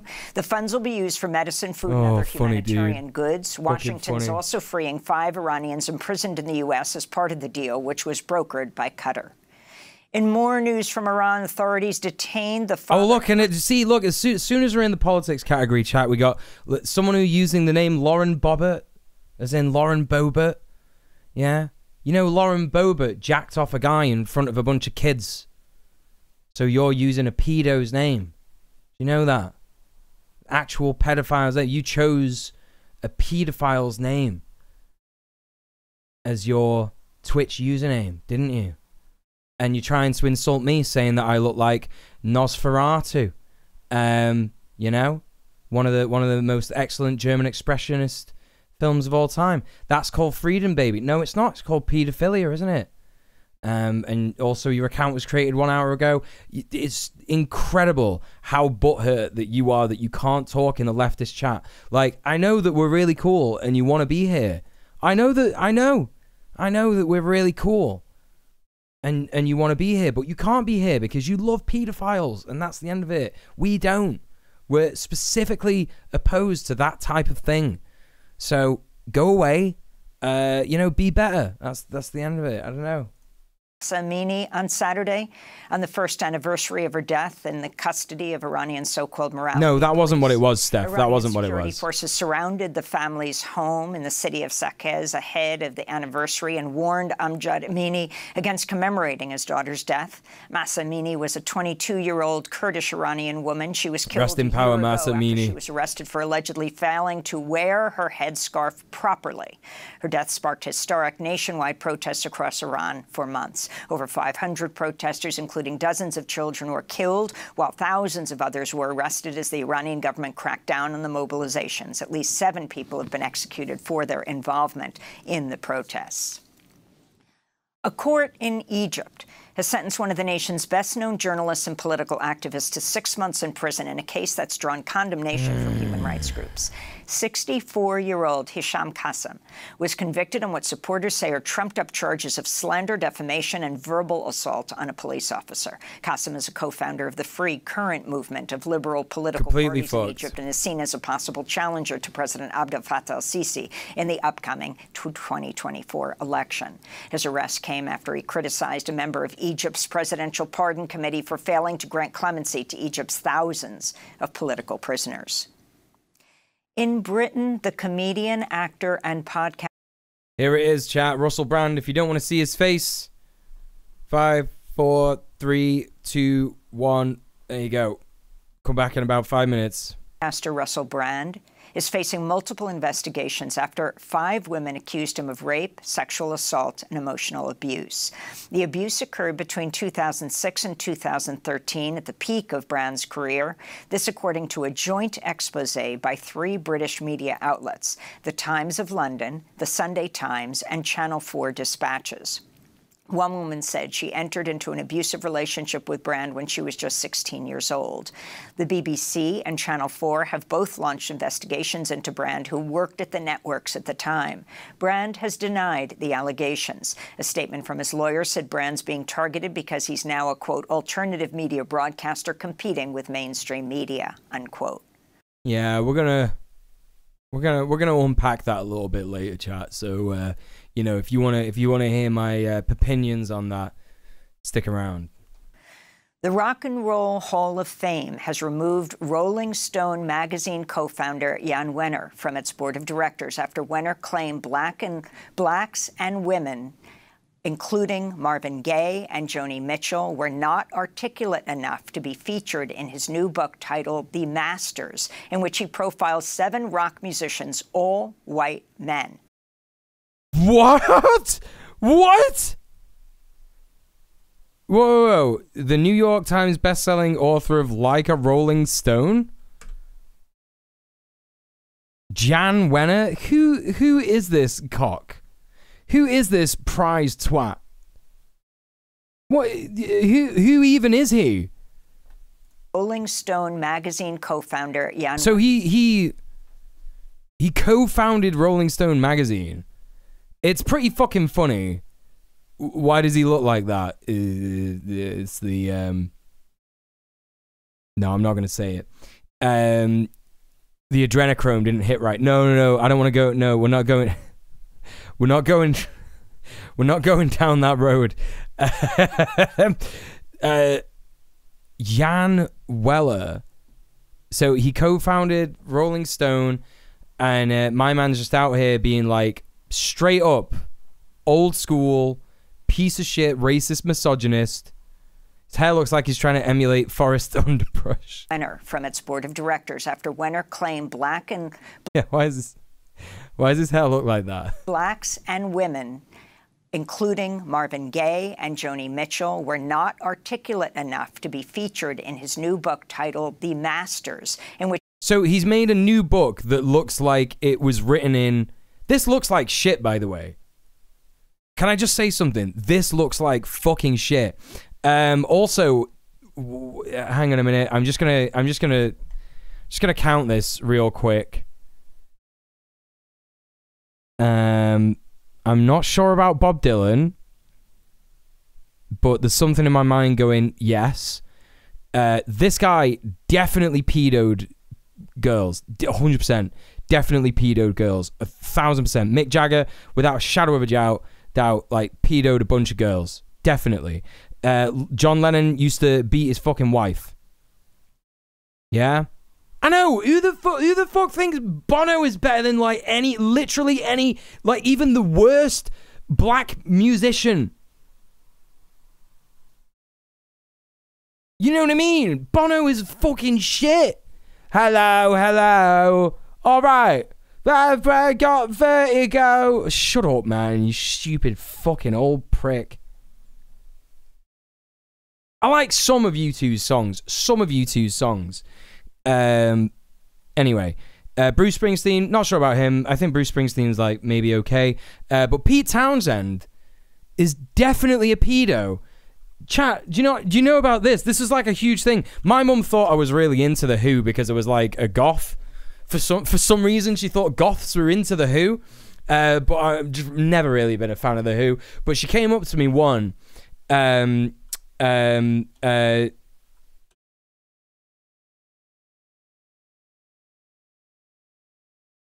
So, yeah. Oh my god. So basically, why is this in the Daily Mail in 2019? It's crazy. But this is the article. This is the article from so Pete Townsend, he was in The Who. The Who, very basic, not that good music. That's my hot take. So, you know, looking like a straight up pedo, my man, actually, my mum came up to me in like 2003 or 2004 or something when I was 14. She said, one of the big rock stars that you probably like, he's really naughty. He's done some naughty stuff. So I was like, who are you on about? She was like, guess. And I couldn't fucking guess. I kept saying like Ozzy Osbourne. And she was like, no. I was like, Lemmy. And she was like, no. And I was like, oh, I don't know. She went, think of The Who. And I went, I don't know anyone in The Who. I don't know any of those people. She went, oh, it's a guy called Pete Townsend. I went, who's that? And it's him. And he looks like a pedo there, doesn't he? So anyway, guitar legend Pete Townsend was today cleared of possessing pornographic images of children. So he had them. He accessed a website containing images of child abuse. He actually had them, and he possessed them, and he got away with it, and he got a caution. So he is a pedo. You know? Yes, he claimed it was for research. Yeah, I remember it well. So he's a pedo. He's a pedo, and he's a wife beater. And also, the graphic design on this looks like shit. It looks like shit. I've never seen anything worse. It looks like one of those things that you would, like, pick up in, like, your dad's record collection or something back in the day. Yeah? And you'd look at it and be like, this is probably very interesting, but I'm not going to read it because it looks like shit. It looks like shit. It's like a Rolling Stone magazine cover. Yeah, like the old school version. Hey, Subadid, how you doing? Yeah, he said it was research, yeah.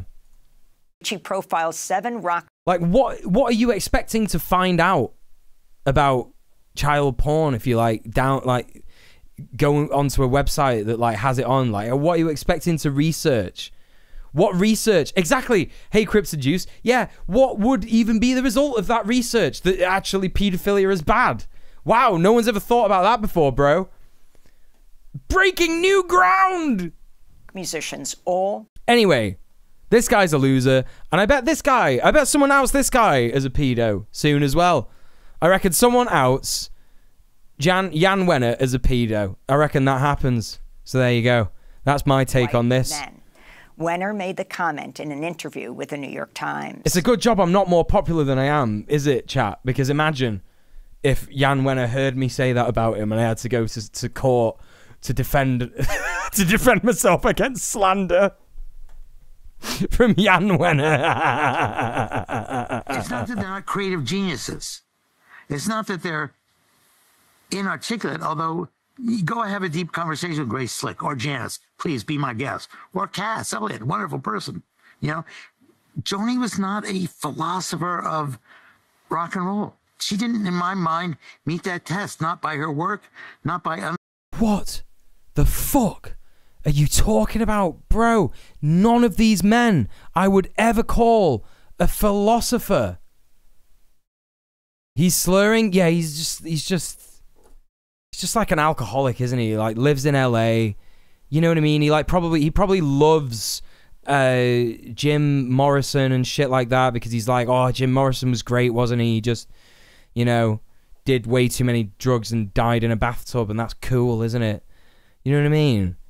I mean, that is pretty cool, I'm not going to lie, but, like, Jim Morrison probably pedoed a bunch of girls, didn't he? Anyway, fucking, it's just so fucking racist, misogynist.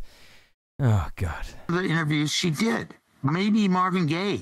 I could cut Curtis Mayfield, or, I mean, they just didn't articulate at that level.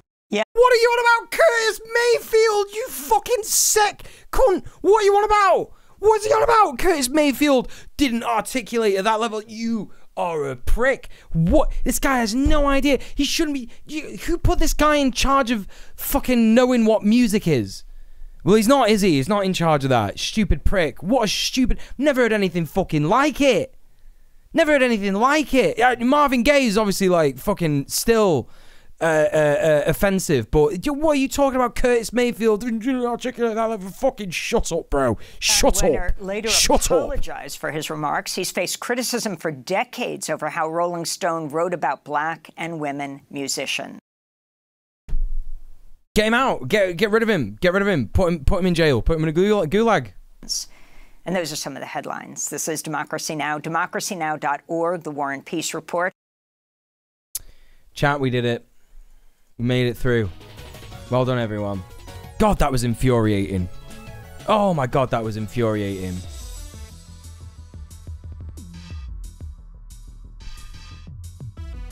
House arrest in an educational library. No, not even that. He doesn't deserve that. Literally put him in a Labour camp. Literally put him in a Labour camp. Punitive justice only for him. Right, okay, that's that. So there we go. We've had Big Amy. Everyone say thank you, Amy. Big Amy with the big news. Thank you so much. Listen, chat. We're probably going to get the Russell Brand stuff out of the... What do you mean in a video game? What do you mean in a video game? No, put him in a Labour camp. Put him in a Labour camp. Forced Labour for 1,000 years. Put him in a Labour camp. I can't fucking, you know. Punitive justice is an oxymoron. Do you think I don't know that? Are you genuine? Do you genuinely think I don't know that? Come on, be real, man. Be real. Be real for a second. I'm having a fucking joke. This is sarcasm in case anyone can't tell. And I'm not going to get in trouble. I'm not going to get banned from Twitch for saying that that guy deserves to go to jail. Jails are real things that the state uses to punish people in it. Do you know what I mean? Come on. You had me in the first half. I did literally 2 whole streams on prison abolition in the last week. Anyway. So we're gonna talk about the Russell Brand stuff, and I think it is really important. I think it's important for me, a man, a cis man, to talk to my audience and anyone else who's out there who may be listening to this, seeing this on TikTok or YouTube, the VOD channel, or Instagram or whatever, to just talk about the ins and outs of all of this. And we all know about Russell Brand, and if you don't know, there have been multiple allegations come out about him, and there is actual investigations because people are taking these allegations very seriously. It's been something of an open secret amongst Channel 4. The entire team at Channel 4 have known about this stuff, so they are indeed complicit. I just have to remind everybody that. And the long and short of it is that he has raped and sexually abused, emotionally abused multiple women, including schoolgirls as young as 16, right? And it's important to talk about this for a number of reasons. One is this is kind of proof that cancel culture doesn't really actually hurt any men who might be afraid, oh, I don't want to do the wrong thing, or if I say the wrong thing to a woman, I'll get cancelled, I won't be able to get a job anywhere. Oh my God, it's all nonsense. It's all complete fucking nonsense.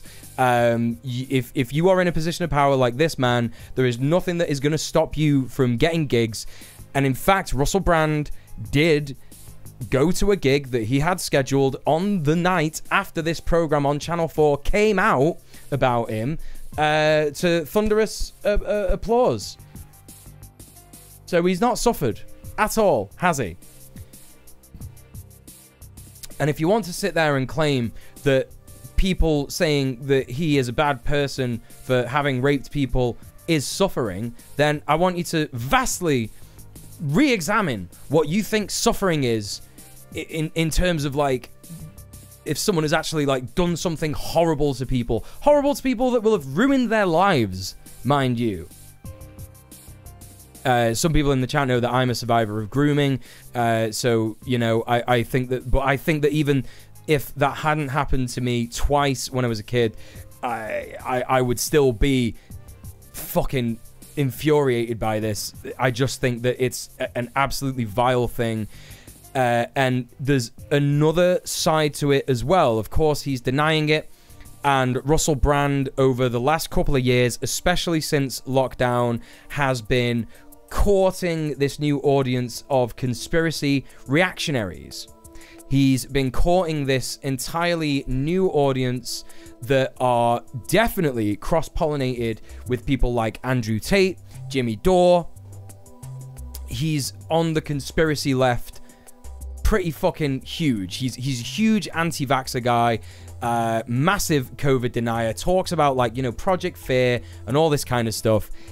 Now, why am I mentioning that? Why am I talking about that? What has that got to do with him being a rapist and an abuser? Well, he's using the same argument as Andrew Tate. Andrew Tate, who is facing prison and jail time, or what do they call it? A conviction for human trafficking, rape, and sexual assault and grooming. He says, the Matrix has come to get me just because I tell the truth. I dare to tell the truth.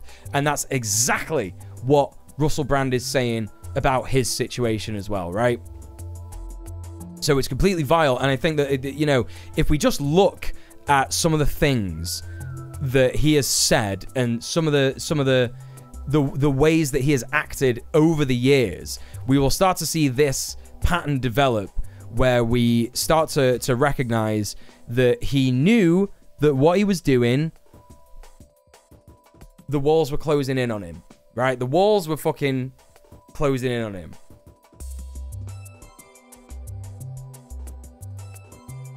So unfortunately for you and me and everybody else, we are going to watch some Russell Brand content, and I apologize in advance for this. But I think it has to be done, right? It has to be done. So content warning for sexual assault and grooming.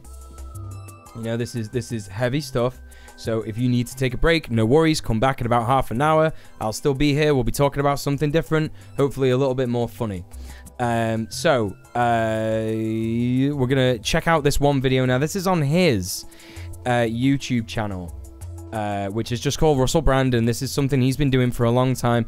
There's a lot of other things that you could say about Russell Brand as well. I do want to point out he has a, I think that's Krishna, a picture of Krishna on his desk there, and I think it's absolutely fine if white people want to be Hindus and stuff like that. I have no problem with you practicing whatever religion you want, but there comes a point where it feels like he is using this hippie dippy persona to make himself seem less aggressive, or what's the word?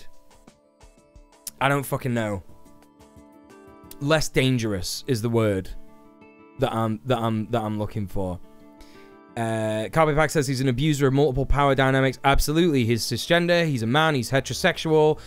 He's also an older man. I believe he's about 50 years old. He's pushing 50, 40 or something like that. He also is a celebrity. These are all the power dynamics that he has taken advantage of. And of course he makes himself out to be harmless, doesn't he? He just, yeah, it's 100%. It's just a persona. It's just a persona. Abso-fucking-lutely. What else have we got in the chat? Seems like his audience got way more reactionary. Yeah, he did. He came out as conservative. I hate the word. I hate the wording there. Coming out as conservative. I hate that they've recuperated that, but whatever. It is what it is. Emmy, how you doing? Welcome in. Good to see you. Welcome to the worst bit of the stream. Playing with his power, knows how to avoid accountability. Yep. Not that fucking Marvel movie ass dialogue title. Yeah, I know. So this is happening. Vile cunt. Absolutely piece of shit. Absolute piece of shit. He tries to sell fake spirituality a lot because he makes it his own version of it. Yeah, absolutely. Yeah, absolutely. Cavanackle did videos on the way he markets himself a while back. Yeah, Cav was way ahead of the curve. Everybody was figuring this shit out, and I think Cavanackle, when he started talking about it, I was like, yeah, Russell Brand seems like he is, because I hadn't really paid that much attention to him, because I just thought, oh, he's just being a conspiracy nutter, and he's going to be talking about crystals and healing and all that shit, and I thought it was harmless. And then as soon as Cav started talking about how he's like breached into the bad side of conspiracy theories, I was like, oh yeah, true. So yeah, big up Cav for getting that.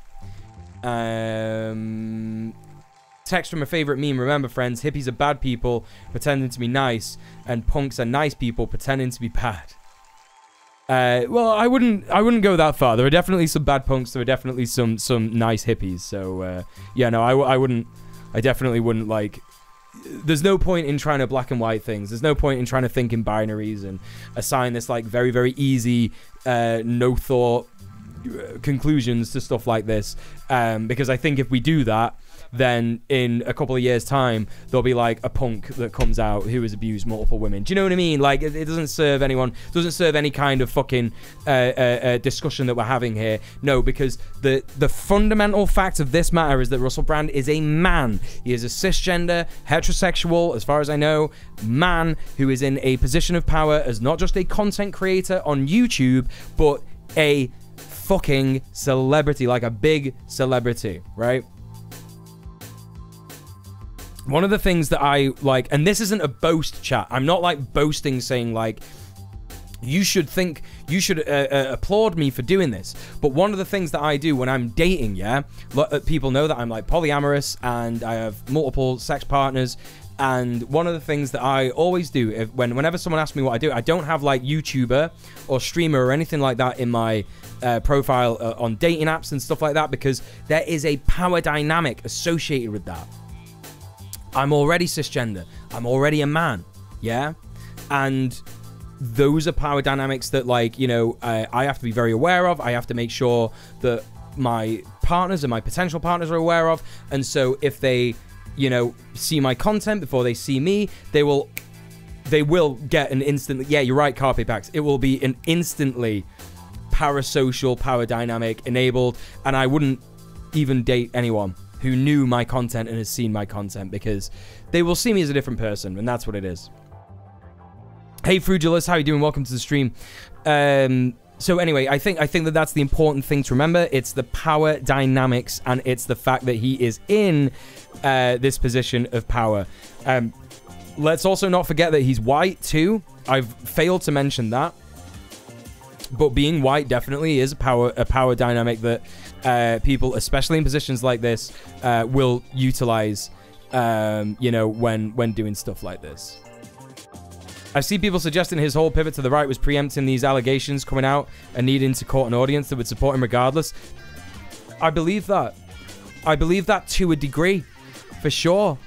I think that even if he was not right-wing or didn't court a right-wing audience, I think he still would get away with it, because it doesn't fucking matter, right? Do you know what I mean? Like, even though he has a conservative audience, the Daily Mail has come out and said this about him today. This was in my Discord. We had Sorka post this. So, you know, Daily Mail here saying, why was the left so besotted with this self-confessed narcissist? Oh, honey. Oh, honey. We never, ever, ever were. We never, ever, ever were. Lena D, welcome to the stream. Or Lenad, it might be. I don't believe he's smart enough to plan that. Maybe not. Maybe not. I mean, at the end of the day, it just depends, right? Like, he might have done that. He might not have done that. But I think it's pointless to speculate. I think the thing is that regardless, he now has an audience that is supporting him regardless. Do you know what I mean? Cishet, white male, famous and wealthy, all compounding power dynamics. Yeah, absolutely. Absolutely.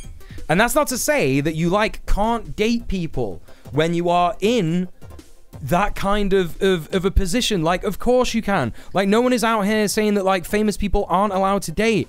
But what people are saying is that, like, you know, you need to be vastly aware of, like, your power dynamics. And the thing is that this guy was just going for kids as well. Like, literally just going for teenagers. So, you know, that fucking power dynamic shit goes out the window, because it doesn't matter. It doesn't matter how much, you know, if you were to, like, try and date someone younger than you, obviously, you know, I'm talking, like, way, way, way younger than you. Not, like, a couple of years younger than you, or maybe, like, 6 or 7 years younger than you, or something like that. Well, depending on how fucking old you are. I'm talking, like, Russell Brand's age. I'm talking, like, my age and shit like that. Like, you can't, like... if you were to, like, preempt that shit, younger people, like, still have, like, a hard time understanding those power dynamics, yeah? So you can't even engage with those people. You just can't. Obviously, like, you know, if you engage with anyone, if you want to engage with anyone, you know, under 18, like, you're a pedo, right? You know, I'd argue if you want to engage with people who are 18, you're a pedo. But, you know, I know that there's, like, a whole discussion about that I don't want to get into. But as far as I'm concerned, you know, there are definitely limits. There are definitely fucking limits. And, you know, if you're going for people of that age, That's fucking sus, bro. That's fucking sus.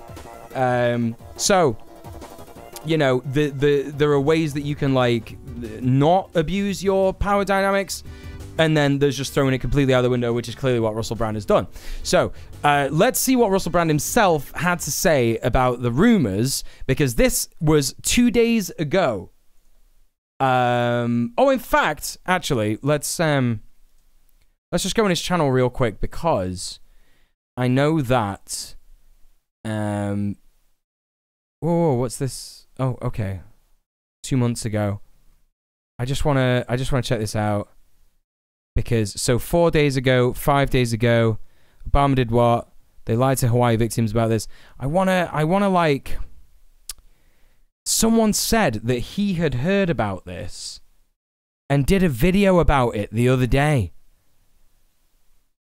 Or like a week ago or something. He said that like the Matrix was coming for him or something. I don't think he's full QAnon, but like this is the kind of content that he's doing. Look, shall I zoom in so everybody can see it proper? Shall I zoom in here? So like, you know, he's literally, oh God. Trump just changed everything with this move. Yeah, like talking about what? The fucking mugshot or something, right? And Shoespiracy exposed the hidden truth of the shoe industry. Like, what is he fucking talking about? The rumors are true. He's got like a picture of like Obama.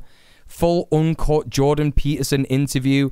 Wow, I wonder what Jordan Peterson's got to say about Russell Brand. Should we jump onto Twitter? Hang on, I'm getting distracted, chat. Let's see what Dirty Pete's Jordan Peterson.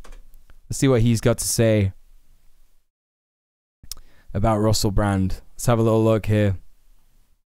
God, Jordan Peterson is just going off the deep end, isn't he? So bad, some of the stuff he's posting recently. What is that? He won't stop posting. 2 minutes ago. 2 minutes ago. Why has he started posting like this, by the way? Why has he started posting like this, by the way? Has everyone noticed this? He started posting as if he's like doing haikus. Single motherhood is difficult because capitalism, sincerely, progressives, and they're useful idiots. I mean, what's wrong? There's nothing wrong about that.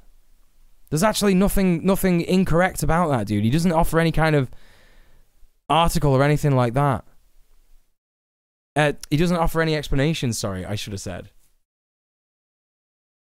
Expect much, much, much, much, much, much, much, much, much more of this. No helmet, no green light. Like, listen, man, if you want to fucking... Oh, here we go. Here we go. He's retweeted the GB News talking about Russell Brand. We're going to watch this later on. Dave Rubin weighing in. Are you joking?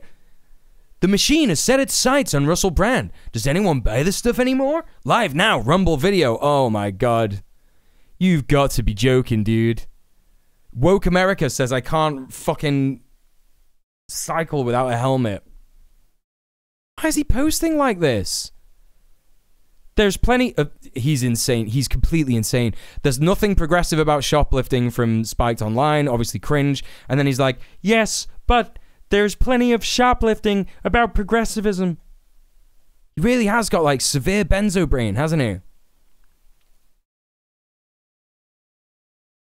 Come on, he must have said something. He must have said something. He's constantly retweeting the GB News shit about Russell Brand. He's constantly doing this. Come on, give me a Russell Brand take. I want to see his fucking take. He's trying to redefine haikus. Yeah, he is. She's as false as Meghan Markle. Degrowth means death. Shut up, dude. Fucking shut up already. Oh, he loves Toby Young as well. He loves Toby Young. What's he saying about the NHS? And you peasants thought the NHS was for healthcare. The system does not do what its name says it does. Sincerely, John Gall. Look him up and learn. What is he on about? What is he on about? No, this is 3 hours back. This is 3 hours. This is 3 hours ago. This is how much he tweets. This is how much he tweets. He's got the most posting brain I've ever seen in my entire life. I shouldn't have done this. I shouldn't have gone on his... You know, this is like all Elon Musk's fault. He's encouraged him, hasn't he? Well, we know he's on something. He's got a benzo problem, hasn't he? He has actually got a benzo problem.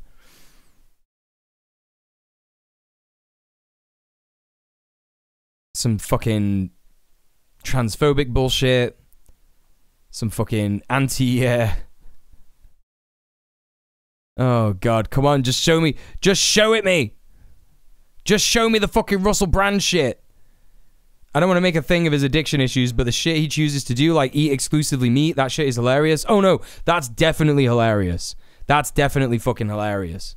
Because it's not even like a fucking, whatchamacallit, right? It's not even a, oh my God, are you fucking joking? These conservatives are completely insane. These conservatives are completely insane.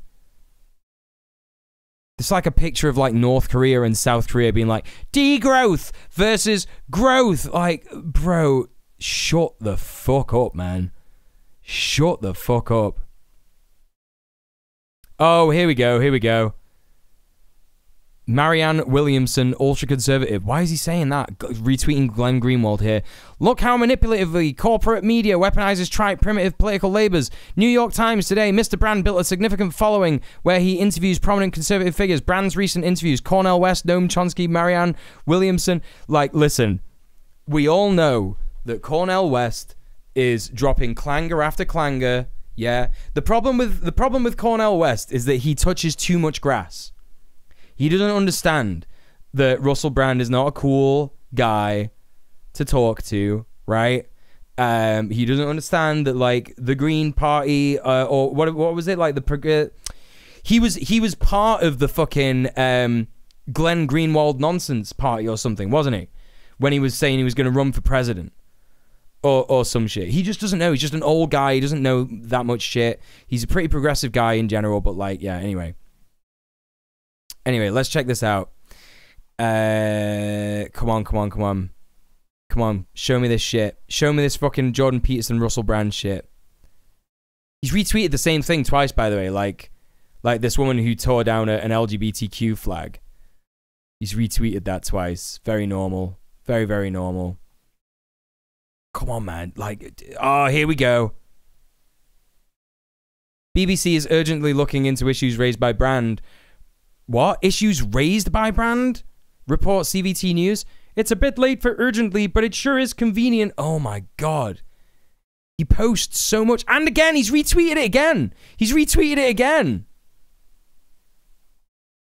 It's absolutely fucking insane, man. I just want, like... You know what? I'm asking for too much, aren't I? I am actually asking for too much. Because, I'm literally saying, like, I just want one coherent tweet. About, like,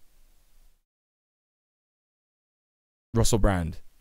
You know what's going to happen soon, don't you, chat? Like, and I'm not like hoping this happens. I don't like want it to happen because I don't think it's fair. I don't think anyone should have to go through this or anyone's family. I'm absolutely certain that like Jordan Peterson has like family members that like actually love him and they're like embarrassed about him and they can't stop him from posting and shit like that. And he's gonna die. He's gonna have a fucking benzo overdose or a meat overdose and just die. Do you know what I mean? That's what's gonna happen. Like, and then the right are going to be like, oh, look, they took him down as well. Anyone who speaks out against the Matrix, they just force feed him benzos and red meat. This was a mistake, chat. This was a mistake. Anyway. This is the kind of content that Russell Brand is doing at the moment. Is Alex Jones right about COVID lockdowns returning? No. He's not. He's not. Do you know what we could do? Yeah? Do you know what we could do? Every time anyone says, is Alex Jones right? You could just stop there. Because no. No. You're not. Do these emails prove Biden is corrupt and lying? Hawaii wildfire, climate change, or BlackRock? Oh, boy. I sincerely hope he goes to prison, chat. And again, I'm a prison abolitionist. Just because he needs to be stopped. He just needs to be stopped. He needs to be deplatformed. He actually needs to be deplatformed, doesn't he?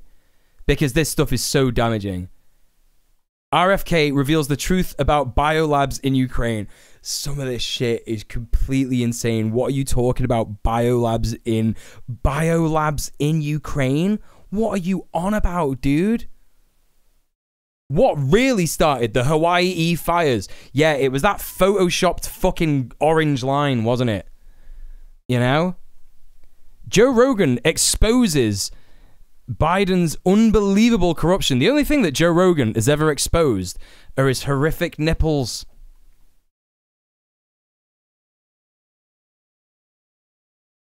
Anyway, that's Russell Brand's content. That's Russell Brand's content. So I thought that he had like made a video a couple of days ago, before this, where he was like saying, "Oh, something's gonna come out in a couple of days, and it's gonna be really bad, and they're gonna take me down.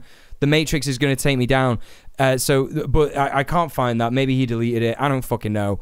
But let's check out his response to the Channel 4 documentary, the Dispatches documentary. Let's hear what he actually has to say for himself. Hello there, you Awakening Wonders. Now, this isn't the usual type of video we make on this channel where we critique, attack, and undermine the news in all its corruption, because in this story, I am the news. I've received two extremely disturbing letters, or a letter and an email, one from a mainstream media TV company, one from a newspaper, listing a litany of extremely egregious and aggressive attacks, as well as some pretty stupid stuff, like my community festival should be stopped, that I shouldn't be able to attack mainstream media. So hang on a minute. Do you see what he's doing here, chat?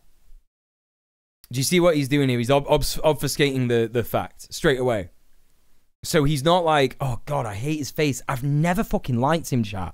I don't want to be that guy who keeps saying like, I'm not saying I always knew he was like a fucking predator, yeah? I'm not saying that.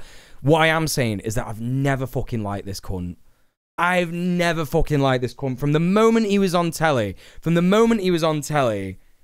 it was like so obvious that he was just like a slimy creep. And he was always going like, oh, I've had sex with loads of women. Oh, hi. That was all his comedy was. I spoke about it on Red Planet last night. Like all of his comedy used to be jokes about, like, quote unquote jokes about how many women he's had sex with and all the drugs he's done. Do you know what I mean? There's always something off-putting about him. Yeah, I agree. I know, yeah. Starting off with it, you're Awakening Wonders. Fucking shut up, you cunt. Can't stand him. Hey, Gold Orchard, how you doing? Yeah, he's burying the lead. He's saying, oh, they're saying some things about me. Oh, my festival's bad. Oh, yeah, but also I abuse some people. Do you know what I mean? But that's what he's doing. That's what he's doing in this video. He is starting off by saying, like, they've said some horrible things about me and they're desperately trying to stop my festival. My festival shouldn't go ahead. I shouldn't be able to make any money and all this stuff. Narratives on this channel. But amidst this litany of astonishing, rather baroque attacks are some very serious allegations. Well, it's not amongst them, is it, Russell?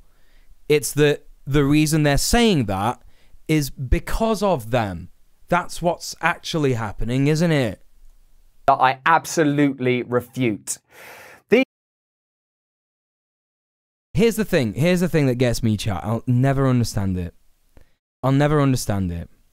Yeah? Because if this guy said, yes, these allegations are true, I completely fucked up, I can't believe it, you know what I mean, I never thought I'd get found out because of my wealth and my power and all that stuff, he still wouldn't go to jail! And he knows it! Do you know what I mean? So it's like, it's just so fucking vile, right? It's just so vile. Of course he would never say that. Of course he would never, ever actually say, oh, I did it. Yeah, you know what? Fair enough. Hold my hands up. I've been caught. completely fucked it up here. You know, made some mistakes, blah blah blah, abused some people. He's never gonna say that. He's never gonna fucking say that. But the sickening matter is that now he's like, I absolutely refute these allegations. Right? He's saying it with like cold, dead, glassing over eyes. So he doesn't actually have to think. He's dissociating as he's saying it, isn't he? He's like, I didn't do it. Do you know what you're fucking on about? No idea. To sort of like, you know, and that's probably what he's been doing in his head this whole time. You know, because I think like a lot of the time people who do this, they don't think that they're bad people. Do you know what I mean? They don't think that they're bad people. They're just like, oh, I'm just a man and this is what men want and this is what we do. So we should be allowed to have it. And in fact, it's the wokeists that mean that we can't do this stuff anymore. You know what I mean? It's just vile, isn't it? These allegations pertain to the time when I was working in the mainstream, when I was in the newspapers all the time, when I was in the movies, and as I've written about extensively in my books, I was very, very promiscuous. Now, during that time of promiscuity,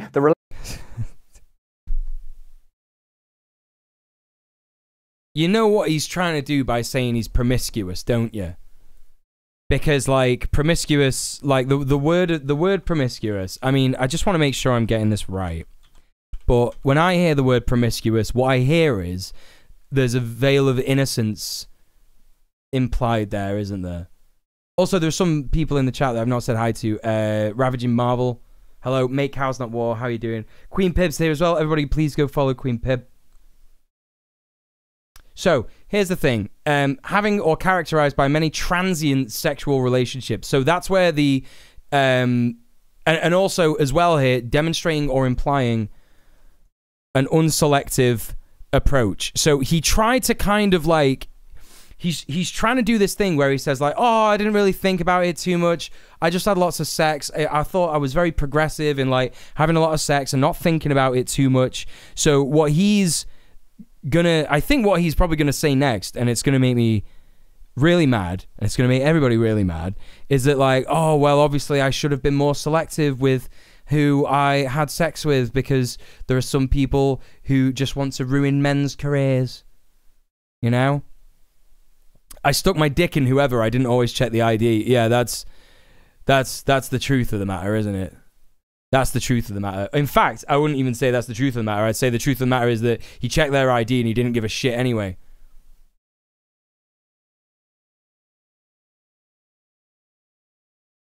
Transient relationships is basically rape hobo.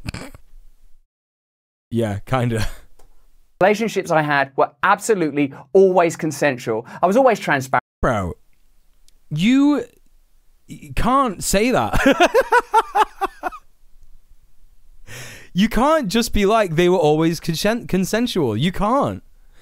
Did he cut before consensual? No way. Promiscuity. The relationships I had were absolutely always consensual. I was. It was a cut, wasn't it? Oh my god. Wait, no, that can't be right. He's edited it, hasn't he? Time of promiscuity. The relationships I had were absolutely always consensual. I was always. Oh, I didn't even notice that. Frugulus. That's interesting. That's so interesting. Yes, he was an adult TV presenter and they were teenagers. Like, what people don't understand about consent is that, you know, look, I'm no stranger to sex, and this isn't me boasting or anything like that, but I'm well aware that sex can be an awkward thing, it can be a passionate thing, and it can sometimes result in, you know, consent not being explicitly said as like, yes, I really, really want to do this, right? Yeah, of course, I get that. I completely get it. I you know, many such experiences myself. But the thing is that like, you have to make sure that you are creating an environment where people feel comfortable to say no. Yeah, you have to make sure that you are, you know, giving people enough space, right? And you're not coming on too strong where people feel like they can't say no. That's kind of what people mean when they say like enthusiastic consent. Enthusiastic consent is kind of when someone's fucking tearing the clothes off and they can't wait to get to bed with you, innit? Right? That's kind of what it is. It's not always going to be as simple as that. It's not always going to be read like that. But the thing is that consent is it's tango, isn't it? It takes two to tango. You can't just be like, yes, it was consensual, right? Because, well, the other person has to agree. Do you know what I mean? Like, you can't just be like, oh, they were absolutely always consensual, right? It's just like, you're fundamentally misunderstanding the idea of consent in that regard, right? His face looked the same, but his face looked the same, but the hands gave it away. Yeah, he's got a producer behind the camera, you know. He's got a director behind the camera telling him this stuff. It's not just gonna be like him on his YouTube channel. He's got a lot of money. He's gonna be paying people to do this stuff. You know. And let's not forget the main thing, yeah? Let's not forget the main thing is that a lot of these allegations, yeah, are made by girls who were 16 at the time, yeah? In between 16 or 18, even if they were 18 when he's like 40 and stuff like that, that's still really bad. That's still really cringe, still pretty sus. You know, you may get away with that in a fucking court of law, but like I think everybody knows that that's like big pedo vibes. So yeah, anyway, that's the reality of it. So, you know, him fervently saying they were always consensual. I'm a good boy. You know what I mean? I'm like a really, really good boy. It's like, bro, you can't just be like, you can't just say that. Like, you're not the fucking arbiter of like who is and isn't a good boy. Of course, you're going to have your own self-interests at heart as well, your own reputation and shit, you know what I mean? He's not just a rapist, he's a nonce. He's a nonce. He's a nonce. He is a nonce. It's true. I bet he mistook and said consexual. Yeah, I reckon. You might be right. Yeah, he either hesitated or he mistook and said consexual, which is what two people in the chat have just said. Transparent about that. Oh yeah. What Steph says is right. He was telling 16-year-olds to change his name in their phone contacts so their parents wouldn't discover it. Yeah, exactly. Then almost too transparent, and I'm being transparent. Whoa! What are you talking about? I was transparent then. It's consensual. I was always transparent about that then. Almost too transparent. Why does he say that? Why does he say that? He hasn't taken 1 second of introspection since hearing about the Dispatches episode, yeah. Yeah, why did he say too transparent like that? Why did he say it like that, Prince? Why did he say it like that, chat? Why did he say it like that? I wish he was transparent so I wouldn't have to see his face. Good one!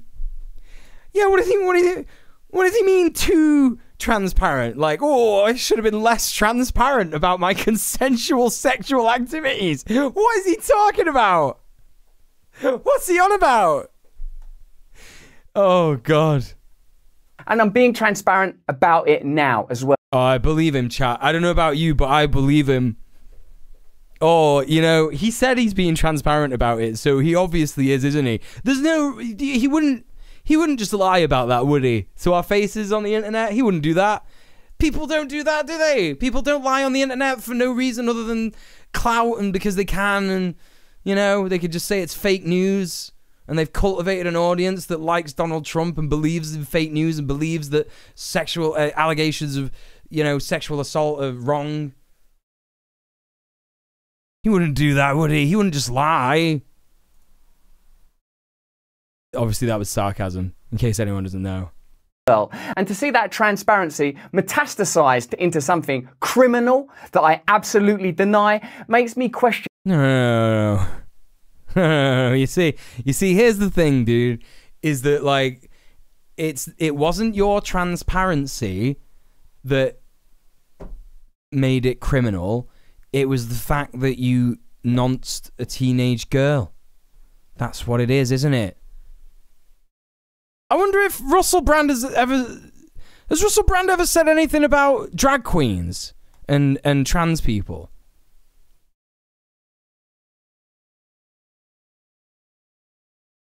Should we just have a quick look? Should we just see? Should we just have a little look? I just want to have a little look, chat. Just want to have a little look. Just want to have a little look. He's talking to the kind of people who would say that. Oh my god, look at this shit. YouTube's new misinformation guidelines are terrifying. Hey Maka, how's it going? Welcome in. Surely you can't have been on the TERF bandwagon.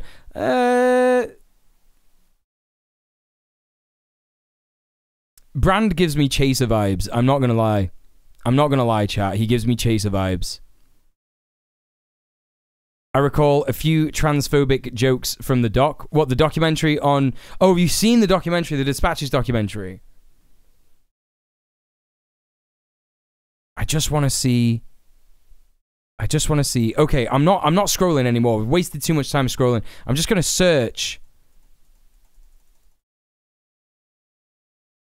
grooming...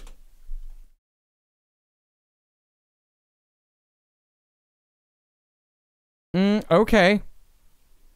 Interesting that when you type in grooming on his channel, all these things come up. But interestingly, like Eddie Izzard comes up. I don't know why that comes up. Oh, discussed here in Russell's grooming habits. Right, okay. I was like, oh, did they tag grooming because there was a trans woman in it? Anyway.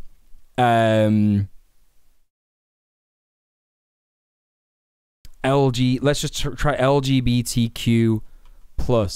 There's one about drag 1 year ago with RuPaul in the thumbnail. Thank you, Steph. This is why I love my chatters. What the fuck is going on? Nancy Pelosi appeared RuPaul's Drag Race. They didn't even. This is what I fucking hate. I spend weeks and weeks and weeks crafting carefully constructed content that is as good as I can make it with the resources that I have, and I never have grammatical errors in my YouTube videos. What's going on? This motherfucker gets to just miss words in his descriptions and no one fucking cares. You loser, you piece of shit. Okay, let's have a little look and see what he says. Continue to stall on the bill to ban trading in stocks because they trade in stocks. And thank God Nancy Pelosi, whose husband owns a heck of a lot of stocks, is appearing on RuPaul's Drag Race. Finally, let's get something done. Hello there, you 5.6 million awakening wonders. Thank you for joining me on... Oh, God, I can't hate him. I can't hate him. I can't stand him. I hate him. Yeah, his shirt is... like, chat... I would never wear a shirt with my own face on. I swear to God. Second result for drag is a heated gender debate with Jordan Peterson. He's definitely on the transphobe bandwagon. He definitely is. My stepbrother, when he realized that I was like making money from streaming and stuff, he said, oh, I've got a really cool present for you this year for Christmas. And he got me like a t-shirt with DJ Mule on it. It just says DJ Mule with like the Twitch logo. And I never wear it. I think I've worn it for like one stream. But it's like, even that is too cringe for me. Excuse me. Why does his mouth do that with all of his teeth showing? It's like the monkey brain. He thinks if he smiles, if he shows all of his teeth, he'll be less threatening. That's how he grooms kids. Sorry. Anyway, that was a terrible joke. It might be true. I don't know. Pat Potato, hi, welcome to the stream. Who's this? It's a paedophile. We're looking to look at this one paedophile who is probably, you know, we're sort of learning doesn't like trans people and probably calls them groomers. Allegedly. Beyond that, Google, one of the companies in which the Pelosi stock are quite awakened now, and direct influence. The influence is both enormous. Oh yeah, but what if it bounces off in the wrong direction or hits an obstacle? Oh no, it's direct. She throws that influence right at it. In years to come, when we're a little more evolved, when we're a little more awakened, and I know you're quite awakened now, can you imagine? Imagine thinking that you're like woke because you watch Russell Brand, that you're like some kind of like you're ahead of the curve on something. Fucking this, these fucking people are rubes, aren't they? They've had the wool pulled over their eyes. He's fucking got them over a barrel. That we would fail to see the connection between a speaker who has enormous and direct influence over the companies that she regulates and a partner who profits from those same companies, allegedly. Beyond that, Google, one of the companies in which the Pelosi stock trades have made millions, is one of the top 5... You see, this is what I hate about conspiracy content, is that, like, they will have this, like, little nugget of truth in it, and then they'll use it to just, like, be transphobic. They won't be, like, you know,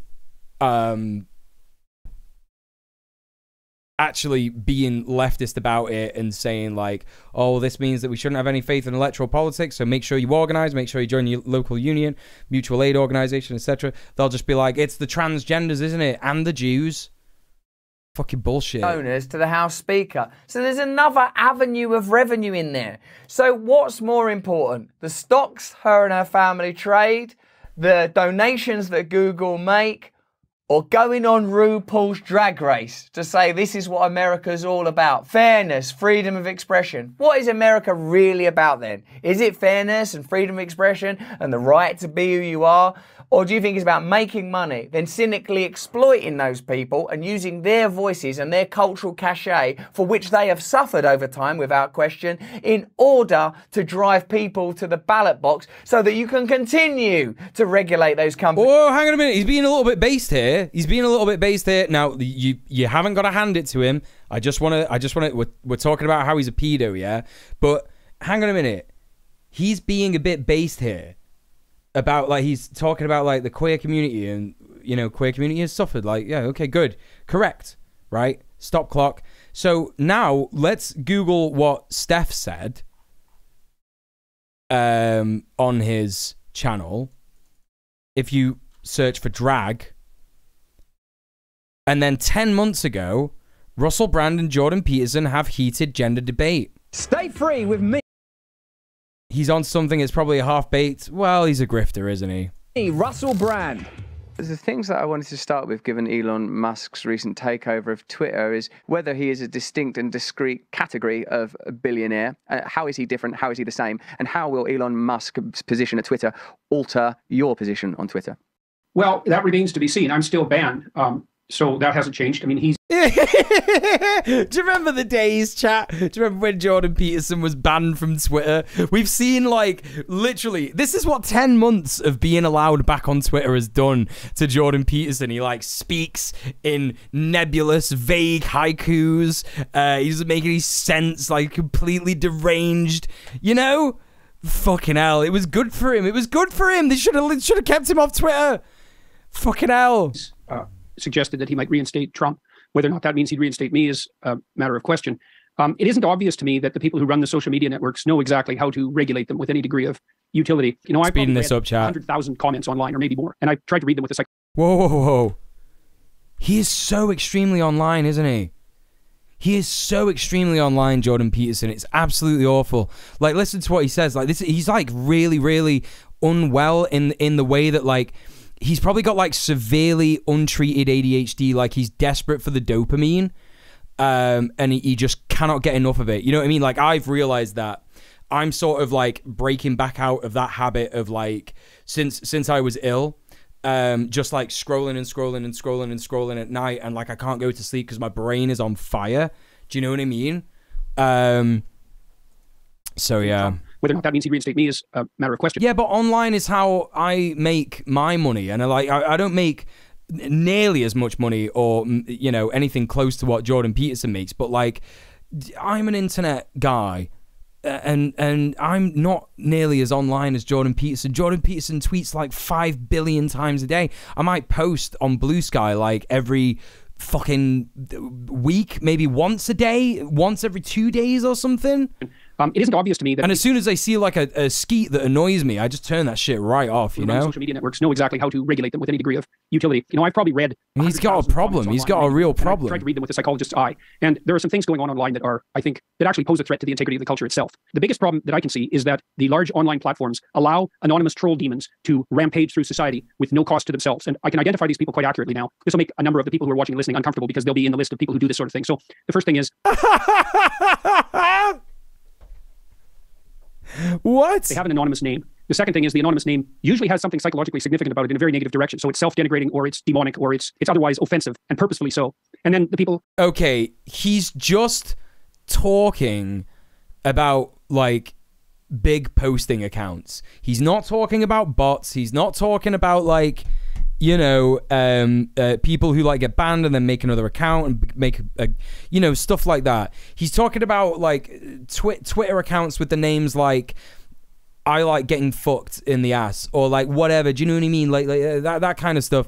Like, he's talking about those kinds of accounts. He's not talking about, like, when he says, "Oh, I'm going to make people uncomfortable because they engage in this kind of thing," probably people who listen to this show.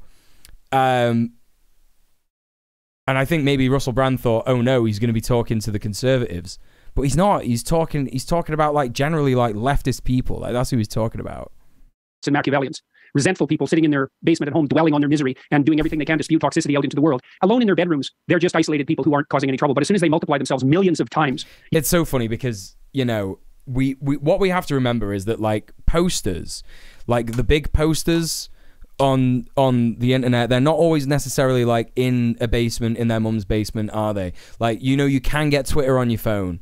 Like, you can get Twitter on your phone. And yeah, it is cringe to be tweeting when you're, like, out touching grass or whatever, but it's highly likely that, like, you know, I mean, his psychological assessment of this is just so funny, isn't it? JP calling other people bitter weirdos brooding in their bedrooms. He's literally doing that, isn't he? He's literally doing that. Using this incredible, powerful computer technology. They're not even projecting anymore. In my estimation, they're literally a demonic force. And I mean that in a technical sense, right? Bro, shut up. He is desperate. He's always that. This has turned into, like, an anti-Jordan Peterson stream. And, you know, that is a good thing. But I'm sorry that I'm getting derailed. But it's just so annoying because he's desperate. He's desperate to, like, you know, make his spirituality thing, which is like, oh, these people are becoming demons, they're getting possessed by demons. He's desperately trying to, like, solidify that to his, like, massively atheist audience, isn't it? That's what he's trying to do.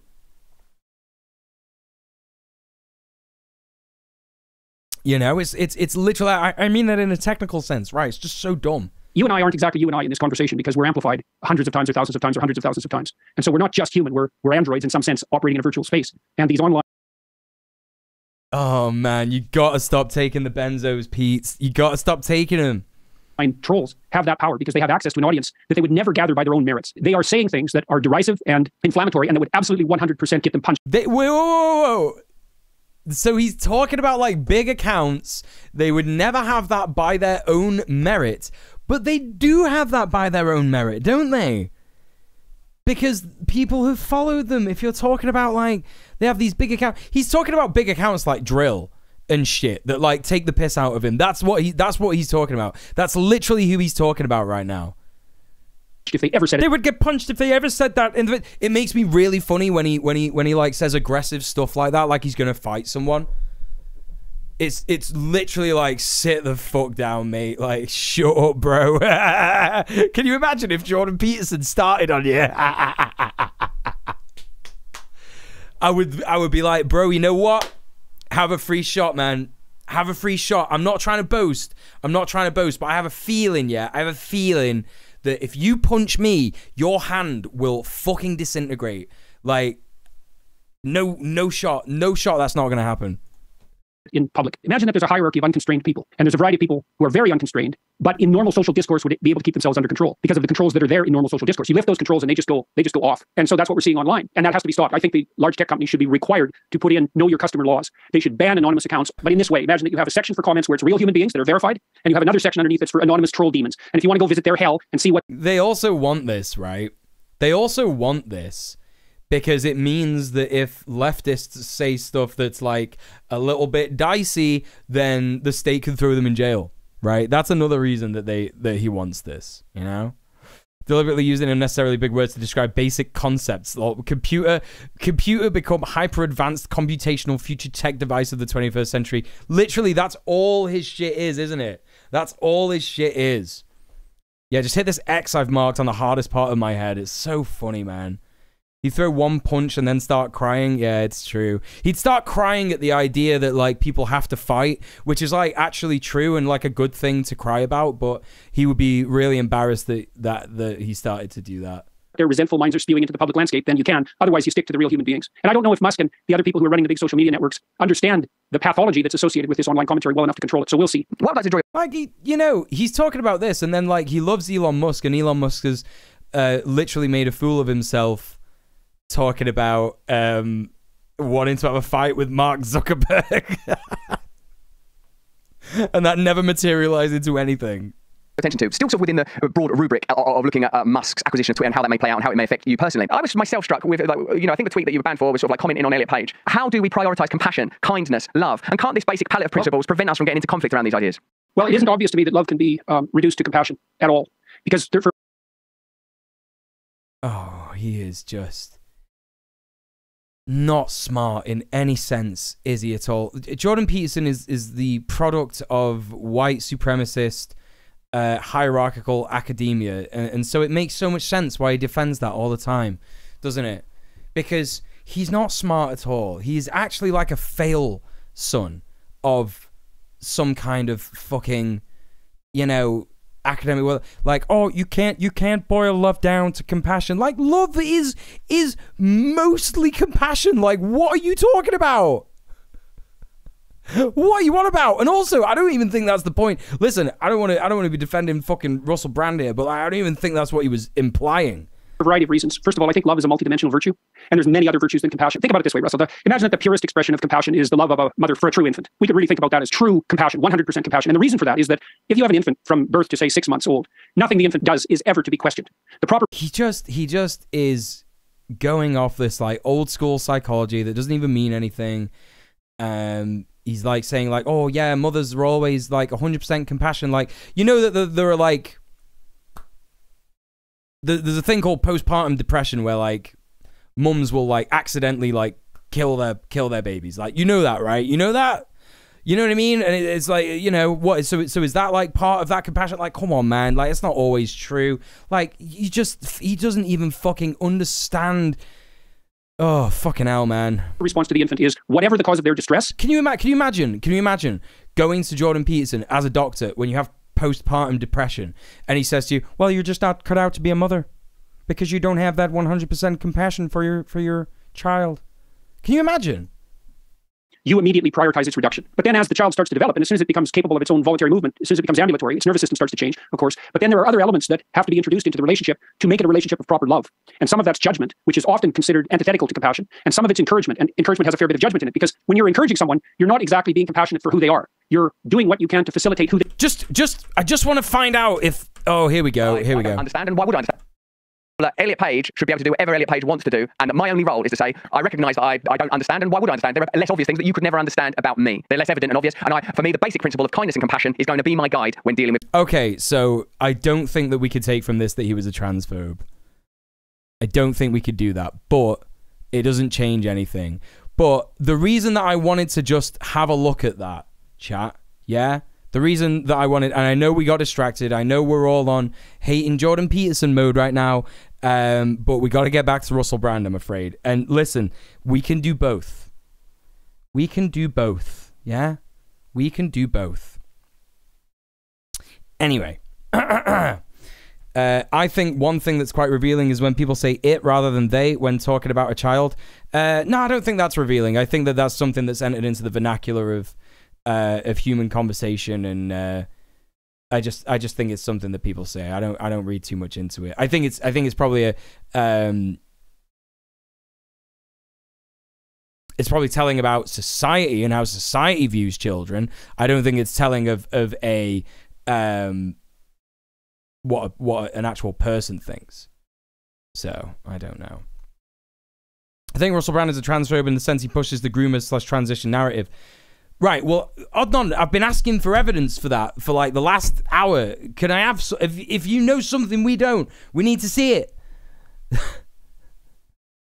I want to see him talk about that so that we know it for sure. Like, that's the whole reason.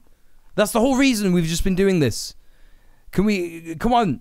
Let me work on it. Okay, well, don't worry then. If you don't know that for certain, then it doesn't matter. Look, the point is that, like, he's still not a trans person, is he? Like, that's kind of what I was getting at with that whole bit. The reason why I wanted to find out if he's ever said anything transphobic or about, like, drag queens grooming children or queer people grooming children and shit like that. He's still not a trans woman. He's still not LGBTQ+. He's still not anything that those people say. He's not a drag queen. He's a cis man, isn't he? He's a cis man with a lot of wealth and a lot of power, and he's groomed children. So there you go. That was the whole bit. That was the whole spiel. I'm sorry that we got derailed on a Jordan Peterson hate hype, but that's what happened. Anyway, let's continue watching this awful Russell Brand video. Is there another agenda at play? Particularly when we've seen coordinated media attacks before, like with Joe Rogan when he dared to take a medicine that the mainstream media didn't approve of. And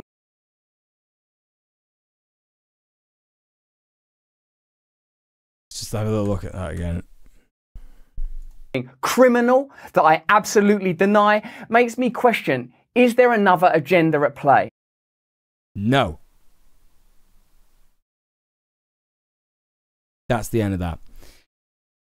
Shouldn't he be playing a ukulele? He's not, is he? That is what mostly people do. That is mostly what people do when they're doing this stuff. So yeah.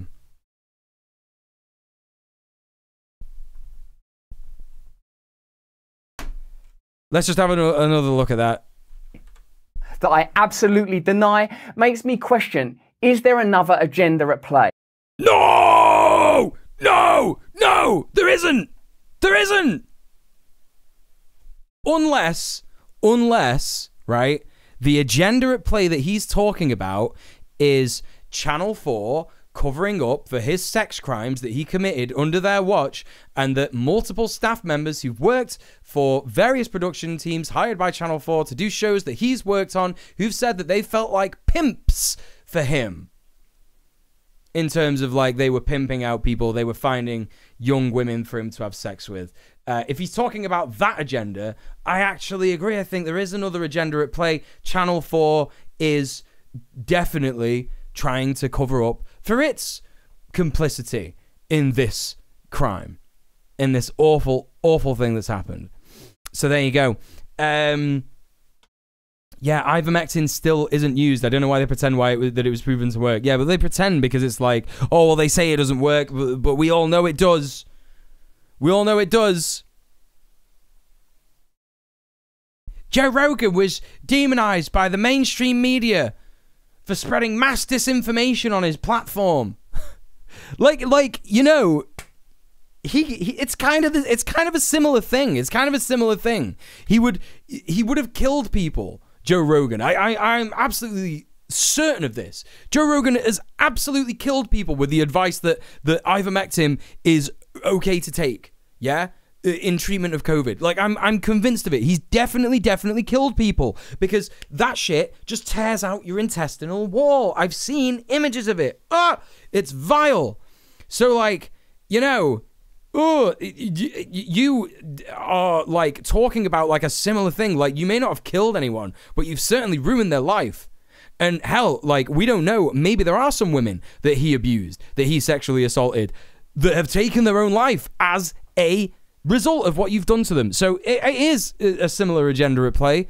You know, maybe it's the agenda is that the mainstream media is also covering up from the fact that they are complicit in the deaths of millions and millions of people.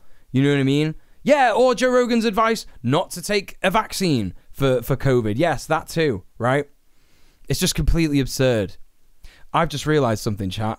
I've not got something going on. Hang on. I need to sort out my webcam. Oh no, it's fine. No, everything's fine. Everything's completely fine. Do I really look that pale? Do I really look that green? Oh, I don't look that bad, actually. Anyway, it's fine. Anyway, never mind. Thank you for the clip, Emmy. I appreciate that. Particularly when we've seen coordinated media attacks before, like with Joe Rogan, when he dared to take a medicine that the mainstream media didn't approve of. And we saw a... Again, not a medicine, not for humans anyway, like an animal medicine. Clips are good for the stream. They really are, Emmy. I appreciate that. Thank you. Spate of headlines from media outlets across the world using the same language. No, it's all right, Odnon, don't worry. You guys have been saying in the comments for a while, watch out, Russell, they're coming for you, you're getting too close to the truth. Russell Brand did not kill himself. Oh my God, what? Are you serious, dude? Outlets across the world using the same language. I'm aware that you guys have been saying in the comments for a while, watch out, Russell, they're coming for you, you're getting too close to the truth. Russell Brand did not kill himself. Okay, I got a couple of things to say about this, chat. I got a couple of things to say about this, and I'm going to say it in the style of a 1970s stand-up comedian, right? From the north of England. First of all, just because people have said you're getting too close to the truth, they're going to come for you soon, doesn't mean that you're actually anywhere close to the truth, does it? Yeah? Secondly, if you're going to compare yourself to Jeffrey Epstein under allegations that you have been grooming minors, I don't think you're quite achieving what you're setting out to achieve, are you?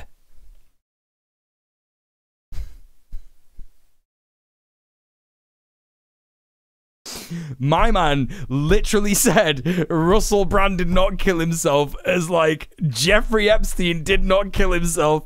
Are you fucking serious, bro? You actually did that?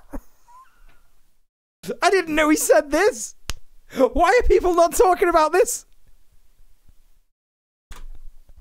Sorry, I just like mashed the keyboard because I'm like losing my mind. What is going on? Oh. Fucking hell. Oh, God. I know that a year ago there was a spate of articles. Russell Brand's a conspiracy theorist. Russell Brand's right wing. I'm aware of news media making phone calls, sending letters. Yeah, but you are, though. Like, you are a conspiracy theorist and you are right wing. Like, what I don't understand, like, is... He's trying to, it's so funny, he's trying to, like, this is literally, like, what is this, like, doublethink shit? Like, someone said doublethink before in the chat, I think it was Thomuel, and it's like, so he's like getting people to think that, like, you know, doing these things out in the open doesn't mean that you're actually doing these things. I don't know, what's the right way to describe it? It's gaslighting, I know that much.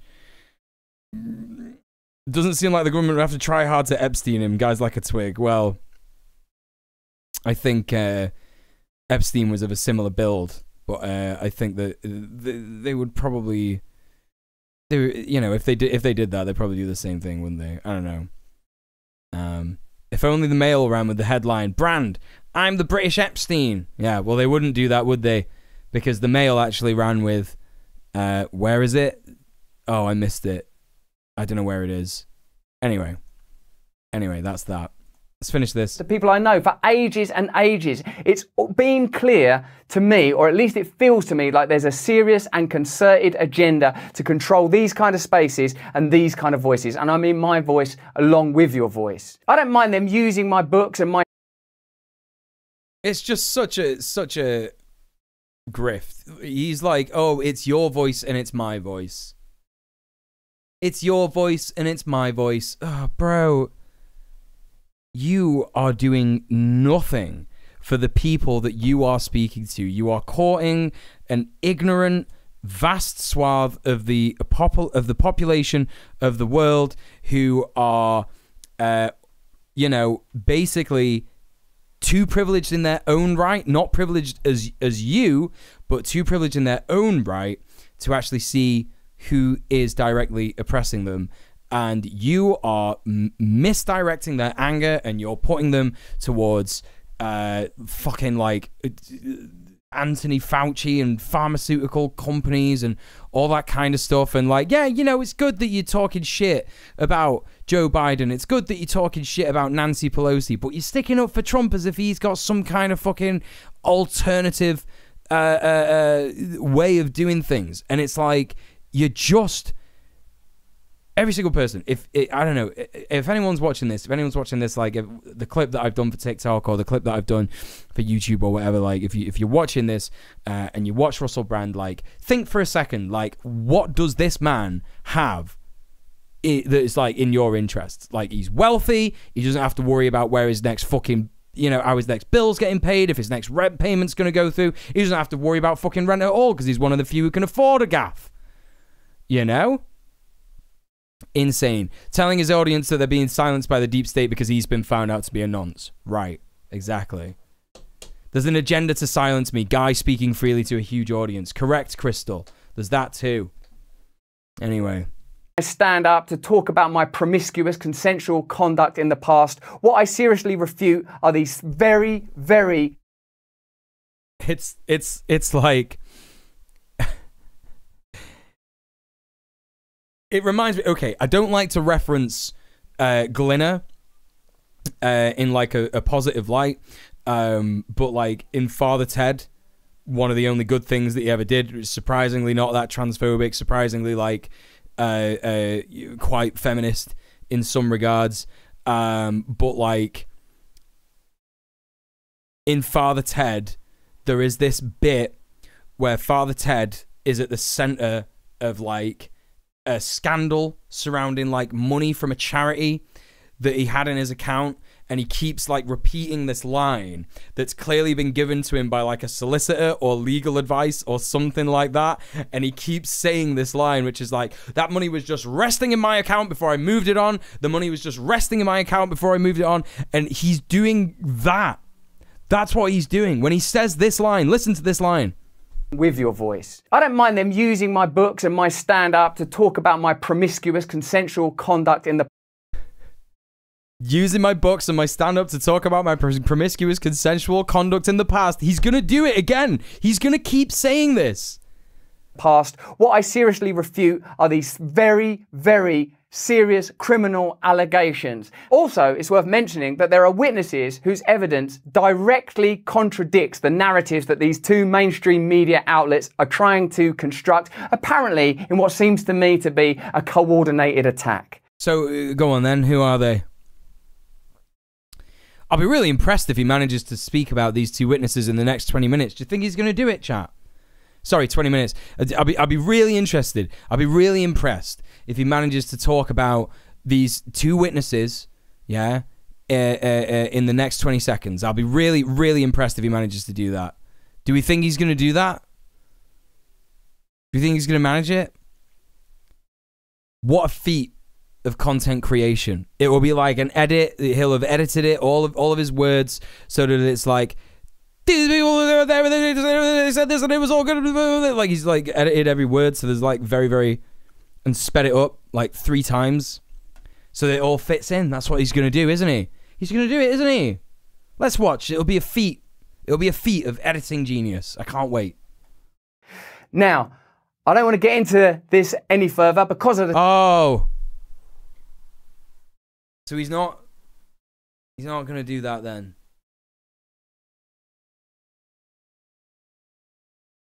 Right. Well, that's unfortunate, isn't it? This isn't some PR spun apology. He proceeds to give lengthy statement that says nothing, clearly written by PR firms and vetted by lawyers. 1,000%. Definitely. The serious nature of the allegations, but I feel like I'm being attacked, and plainly they are working very closely together. We are obviously going to look into this matter because it's very, very serious. In the meantime, I want you to stay close, stay awake, but more important than any of that, if you can, please. Okay, so, chat, do you know what Darvo is? Does anyone know what Darvo is? Darvo isn't always, you know, spot on and correct, and you should never, like, take very, like, set in stone definitions to certain situations because it's not always the case. But if you're not aware, chat, DARVO stands for deny, attack, and reverse victim and offender. The perpetrator or offender may deny the behavior, which he has, attack the individual doing the confronting. He has said these very serious allegations, so bad. Coordinated attack against me. Reverse roles of victim and offender, such as that the perpetrator assumes the victim role and turns the true victim or the whistleblower into an offender. And that's what he's done, isn't it? He's literally done that. I hate that he uses stay awake, literally stay woke for white people. Yeah, it's cringe. Yeah, it's really cringe. It's really cringe. He's a piece of shit. So, yeah, DARVO is something that is constantly used by abusers, by, you know, people who, like, hurt people, rape people, groom people, and shit like that. And this is exactly that. It's 2 minutes 45 of DARVO. You know, making himself feel like the innocent person, making the people and the persons that have called him out like the enemy, and just like denying the allegations. It's really, really insane. It's really, really bad. If I didn't do something, I'd simply say I didn't do it. Right, exactly. It's dumb as shit. It never happened, or if it did, it wasn't that bad, or if it was your fault. Yeah, literally that shit. Deflect something. Yeah. You nearly got it, Steph. So anyway, there we go. That's Russell Brand's vile statement about what has happened. We've watched a little bit of his Jordan Peterson stuff. We're not going to check that out. We're going to watch a tiny segment now from The Independent. Sexual jokes, kisses, and nipples. Russell Brand's most awkward interview moments. So this is going to be super triggering. So if you're not ready for this, and you thought you were ready for most of this, please look away now. 5, 4, 3, 2, 1. Let's check this out. I'm a tricky little swine. I'm a trickster. I'm a raven. I'm a playful coyote. Looking for mischief. Because I'm so well dressed, people think he must be gay. No. Look at his wonderful haircut, he must be gay. Look how sensitive and vulnerable he is, he must be gay. That's right. That means women feel safe around me, they trust me, then bang, pregnant, bang, pregnant, bang, pregnant. This is what I'm talking about, chat. This is literally what I'm talking about. Like, I never for a fucking second did I think that was, like, funny, or, like, I just hated that guy so much. Do you know what I mean? And I wasn't even that much of a fucking feminist back then. The noughties were a dark time. This was in 2010. What are you on about? The noughties? This is in 2010. Or was it? Wait, are you right? Oh, no, you're right. This was 2008. Sorry. You're right. No, you're right. Well, it almost 2010. Almost 2010. Is there a vomiting emote? Yeah, well, there should be, right? As much charm as Gervais on a bad day. Oh, it's really bad.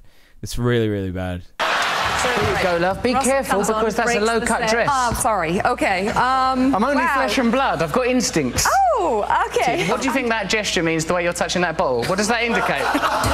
What is that? What's the subtext of that? I think we gotta go to break. You need to... I always thought that, like, he would do this shit all the fucking time. All the fucking time. And I used to think all the time, like, damn, dude, like, he's making these women uncomfortable. You know what I mean? Really, really, really telling on himself. Just fucking disgusting. And let's not forget, it's actually not just Russell Brand that did this kind of shit. We've seen loads of examples of other stuff. Eamon Holmes is another guy that did this shit. People in the US probably don't know Eamon Holmes, but, you know, he was like a guy who did, like, he just basically, like, openly, like, touched girls' asses and like touch the fucking shoulders and their waists and shit like that in their fucking on TV when he was presenting with them and stuff, you know? Horrible. So his comedy is just sexual harassment and bragging. Yeah, literally. Yeah, no worries, Emmy. Listen, you know, this is why I said it, because this shit is, like, not fun to watch. Like, whatever you, like, think you remember about Russell Brand is, like, not true. It's just not true. He was never that innocent. He was never that fucking innocent.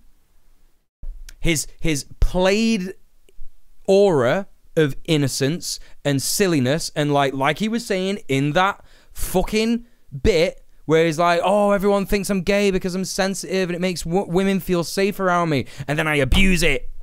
Do you know what I mean? Wait, who's this? Who's this fucker in the chat? You fucking, listen, you nearly fucking made it, dude. You nearly made it, dude. We could have had a good relationship, me and you. We could have had a good relationship. You could have been in the chat. You could have kept saying, like, dumb things about communism, you know, saying things like fucking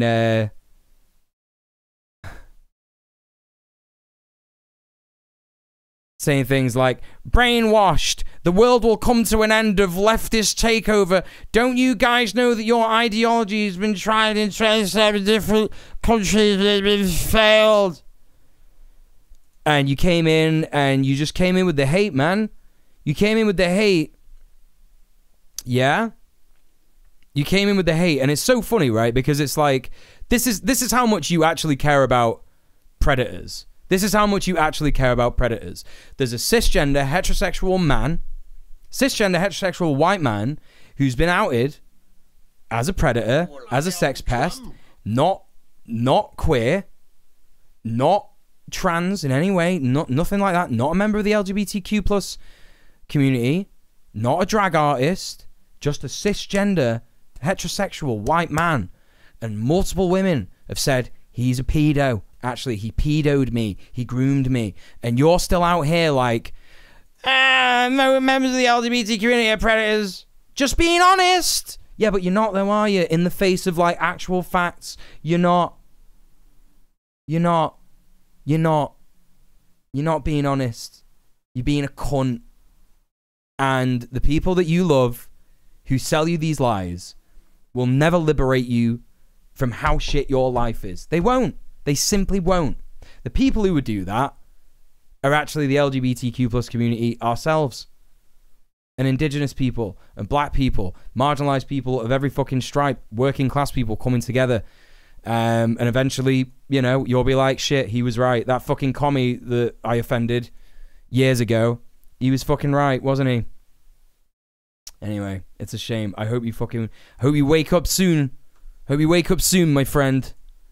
Lose that I'm just kidding, you're not my friend. Anyway. ring, Mika, because it don't mean nothing to you. There's chest hair. It's a landscape. It's a landscape. What's going on your landscape? chaotic. A little bit of sunburn. Look at him go. Look at them nipples. They could lactate. This is why they're saying he's LGBT. This is why they're saying he's LGBT, because he got a man's nipples out once. He got a man's nipples out once. So he's got to be one of the gays, hasn't he? That's what it is. Just to be clear, this is still wrong. But I don't think this means he's gay. Or bi or anything like that. Not even hetero-flexible. I don't think. Right, Liz, we goodbye. were. Yeah, thank you. Well, it's been really a wonderful evening. See you later, Liz. Russell. All right, take care.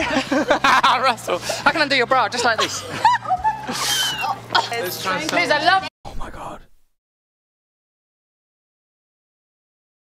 Holy fucking shit. That's insane that he just felt so enabled to do that. That one was fucking inconceivable, actually, how he had the audacity to do that. On camera as well. This is the power that, like, is given to people like him in this world. Fuck my life. This is what he meant by being promiscuous, yeah.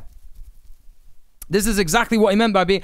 I was just really promiscuous. It was really consensual. That was literally sexual assault right there. That was literally sexual harassment and assault.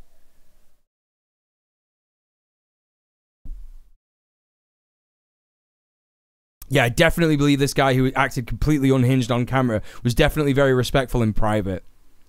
It's got to be part of it. Do you know what I mean? I'm not like, obviously you're being sarcastic. It's got to be part of it.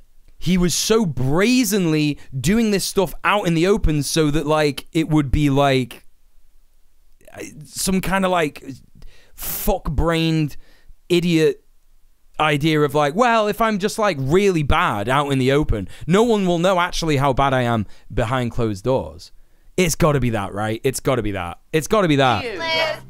You've thrown me, but Don't I love worry. it. I love that you're throwing me. If you're ever so confused, Fifi Box, pop yourself down on my knee and see if we can't get you pregnant. I wanted. That's like a pedo line. Literally like a pedo line. If you're ever so confused, Fifi Box, pop yourself down on my knee and see if we can't get you pregnant. I wanted. Oh, chat, he said that to kids. Oh, chat, he's literally just said that to fucking kids, hasn't he? Oh, what an horrible cunt. What a horrible, horrible, horrible cunt. Baking a vagina shortbread? This is a bit of a reach. I think this is just a bit of a reach. It's be an expressionistic biscuit, like, say, Fritz Lang's Metropolis demonstrating birth, but in shortbread. And around her, the vagina, through which we all enter life.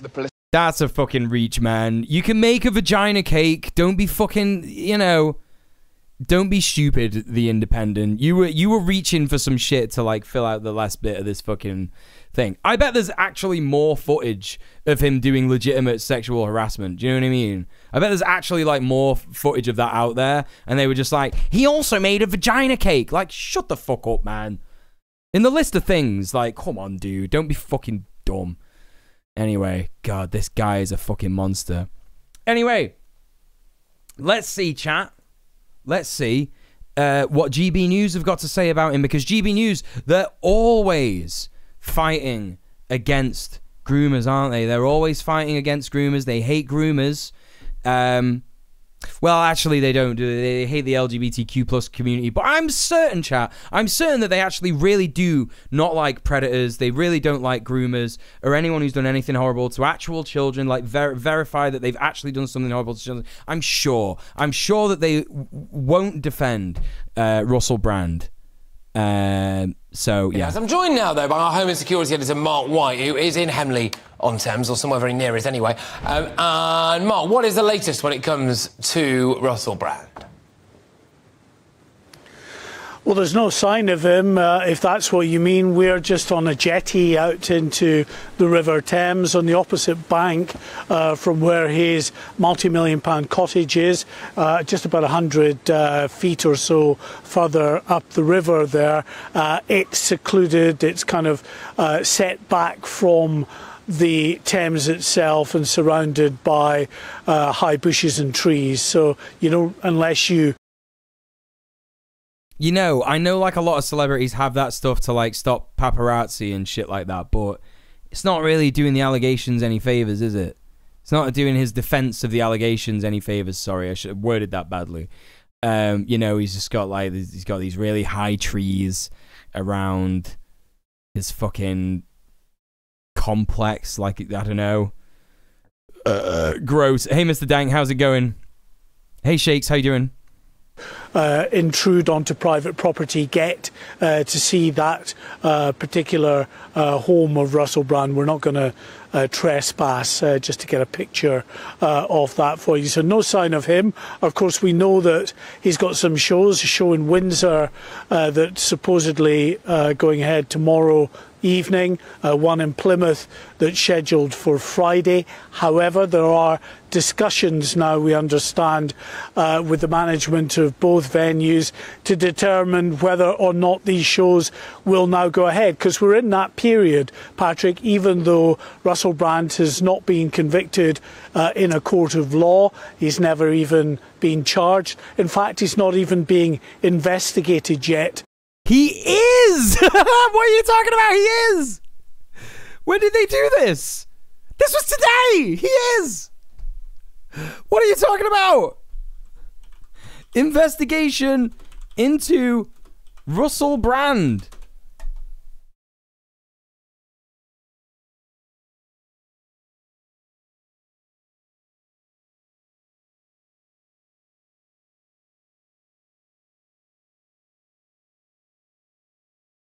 Literally, the Metropolitan Police has received a report of alleged sexual assault and allegations.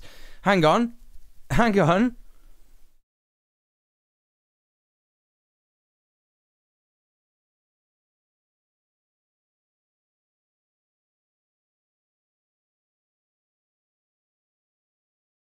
We continue to encourage anyone who believes they may have been a victim of sexual offence, no matter how long ago it was, to contact us. That means an investigation has been opened.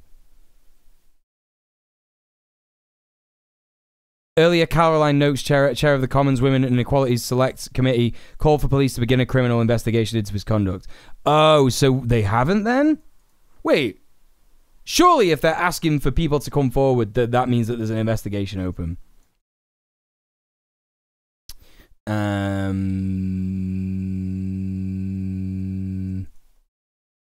There's not much more in this Evening Standard article. If anyone can give me any information. Los Angeles Police Department said it did not have an open investigation into Brand over any alleged crimes. The Met said it had yet to receive any complaints, but emphasized it was ready to investigate any sex crimes reported by women. Oh, okay. So they're saying that they will do it. Whether any shit actually happens is questionable, though. I mean, the thing is that, like, who could blame any woman or any victim of sexual assault for, like, not wanting to go to the police with it? Like, for various reasons. And also the Met Police, we know that they're found to be, institutionally misogynist, institutionally racist, homophobic, all that stuff. They're waiting on a victim to actually make an official complaint before they act. Which is just proof, really, isn't it, that the police are shit. Yeah, they're ready to launch an investigation. You know? Just because someone's not being investigated doesn't mean they might be bad still. Wait, what? Just because someone's not being investigated doesn't mean they might be bad. I think you worded that a bit wrong. Anyway. Hey, $27, how's it going? Everybody please go follow David. He's a top lad. How you doing, pal? It's good to see you in the chat. The Mets say they may do their job if push. Hey, Rat Freak, how you doing? Good to see you. Yeah. No, yeah, you worded it wrong. Yeah, I know what you meant. Just because someone's not being investigated doesn't mean they aren't a bad person or they've not done something wrong. Right, exactly, yeah. By the Metropolitan Police or the LA Police Department. Okay, they have done their research. Wow, they've actually done research. That's surprising for the standards of GB News, not gonna lie. In that space where allegations have been made and aired and everyone is discussing it, and there is a sort of toxic atmosphere around this individual, and clearly institutions, organisations, those that work with Russell Brand are now looking to themselves about the possibility of reputational damage, so many of them are starting to run for the hills. We've seen it many times before. That's what's happening on this occasion, and it remains to be seen whether these two shows will go ahead. But this is going to be a very difficult period, of course, for Russell Brand, who... Yeah, here it comes, chat. Here comes the defense of the poor true victim. The poor true victim of Russell Brand's crimes is actually Russell Brand himself. The Met have announced that a victim has come forward now. Oh, right. Yeah, okay. So, what? And they're still not doing an investigation? That's interesting. So, yeah. It would be so scary to come forward as a victim in such a high-profile case about a guy with so many fans. Oh, yeah, definitely. Definitely. Well, Johnny Depp, Amber Heard. The thing is that Johnny Depp and Amber Heard happened, like, last year, right? Excuse me. And it's like, you know, any woman who saw how Amber Heard got treated, even after the court found her, like, not fucking guilty of domestic assault and shit like that, and, like, you know, they didn't even understand that they were, like, that Johnny Depp was suing her in a defamation case. Right? It wasn't to say whether she abused him or not. It was to say that if she had defamed him. And of course, like, by the very nature of having done something horrible, you will receive bad publicity. So that counts as defamation, right? And so every fucking woman in the world who saw that happen has gone, damn, shit, if that ever happened to me, I couldn't do fucking anything about it. Well, I say every woman in the world, but I remember very vividly when I went to the Eden Project to see Nine Inch Nails that there were some fucking women there that I had to tell to shut the fuck up because they were just talking about, oh, Amber Heard, she's fucking horrible, isn't she? Oh, I love Johnny Depp. What a lovely bloke. He didn't deserve any of that, did he? And I was like, you need to shut the fuck up, all of you, right now. I lost my shit. You can ask fucking Andy as well. I'm a Coconut was there with me. He's in the chat sometimes. It was just like, oh, fucking hell. I was so mad, chat. Completely denies the That's right, Ravaging Marvel, that have been made against him. Difficult too, of course, for those alleged victims who've come forward, and we wait to see whether they will decide to go to the Metropolitan Police or indeed the LAPD with their respective allegations and put that before a criminal court. Yeah, no, indeed. Look, Mark, thank you very, very much. Mark White, there, our home and security editor from Henley-on-Thames. Okay, so they've gone away from that guy who was like kind of centrist about it. Do you know what I mean? Yeah, they calling it the alleged victims. It's just like, oh my god, it's so bad. I was just thinking about that story last weekend, actually, while I'm once more reevaluating the online spaces I'm in. Look, like, if you're in any online space that says that does like cringe, anti-Amber Heard, pro Johnny Depp stuff, yeah, you gotta get out of them because they're not feminist spaces. They're not like safe spaces for women, you know. But I have no idea like what it would be like to be a woman and just see, like, you know, people defend Johnny Depp like that. It makes me sick, and I'm not even a woman. You know what I mean? So I have no idea how like actual women feel about it. It's just like, oh god. Where, as we understand it, Russell Brand is camping out within his own home. The questions that I'm putting to you today is, look, do you think that somebody who's accused of this stuff, things like rape and sexual assault, which of course he denies, should be given the right to anonymity in the same way that their alleged victims are? Do you think that now all of this is out there, you know, the accusations are out there, is there any chance whatsoever of Russell Brand ever getting a fair hearing? Yes. Yes, there is. Actually. Overwhelmingly so. I would actually argue it would be a more than fair hearing. Not gonna lie.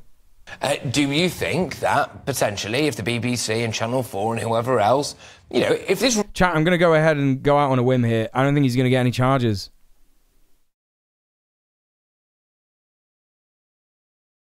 Yeah, he used his celebrity to commit the crimes.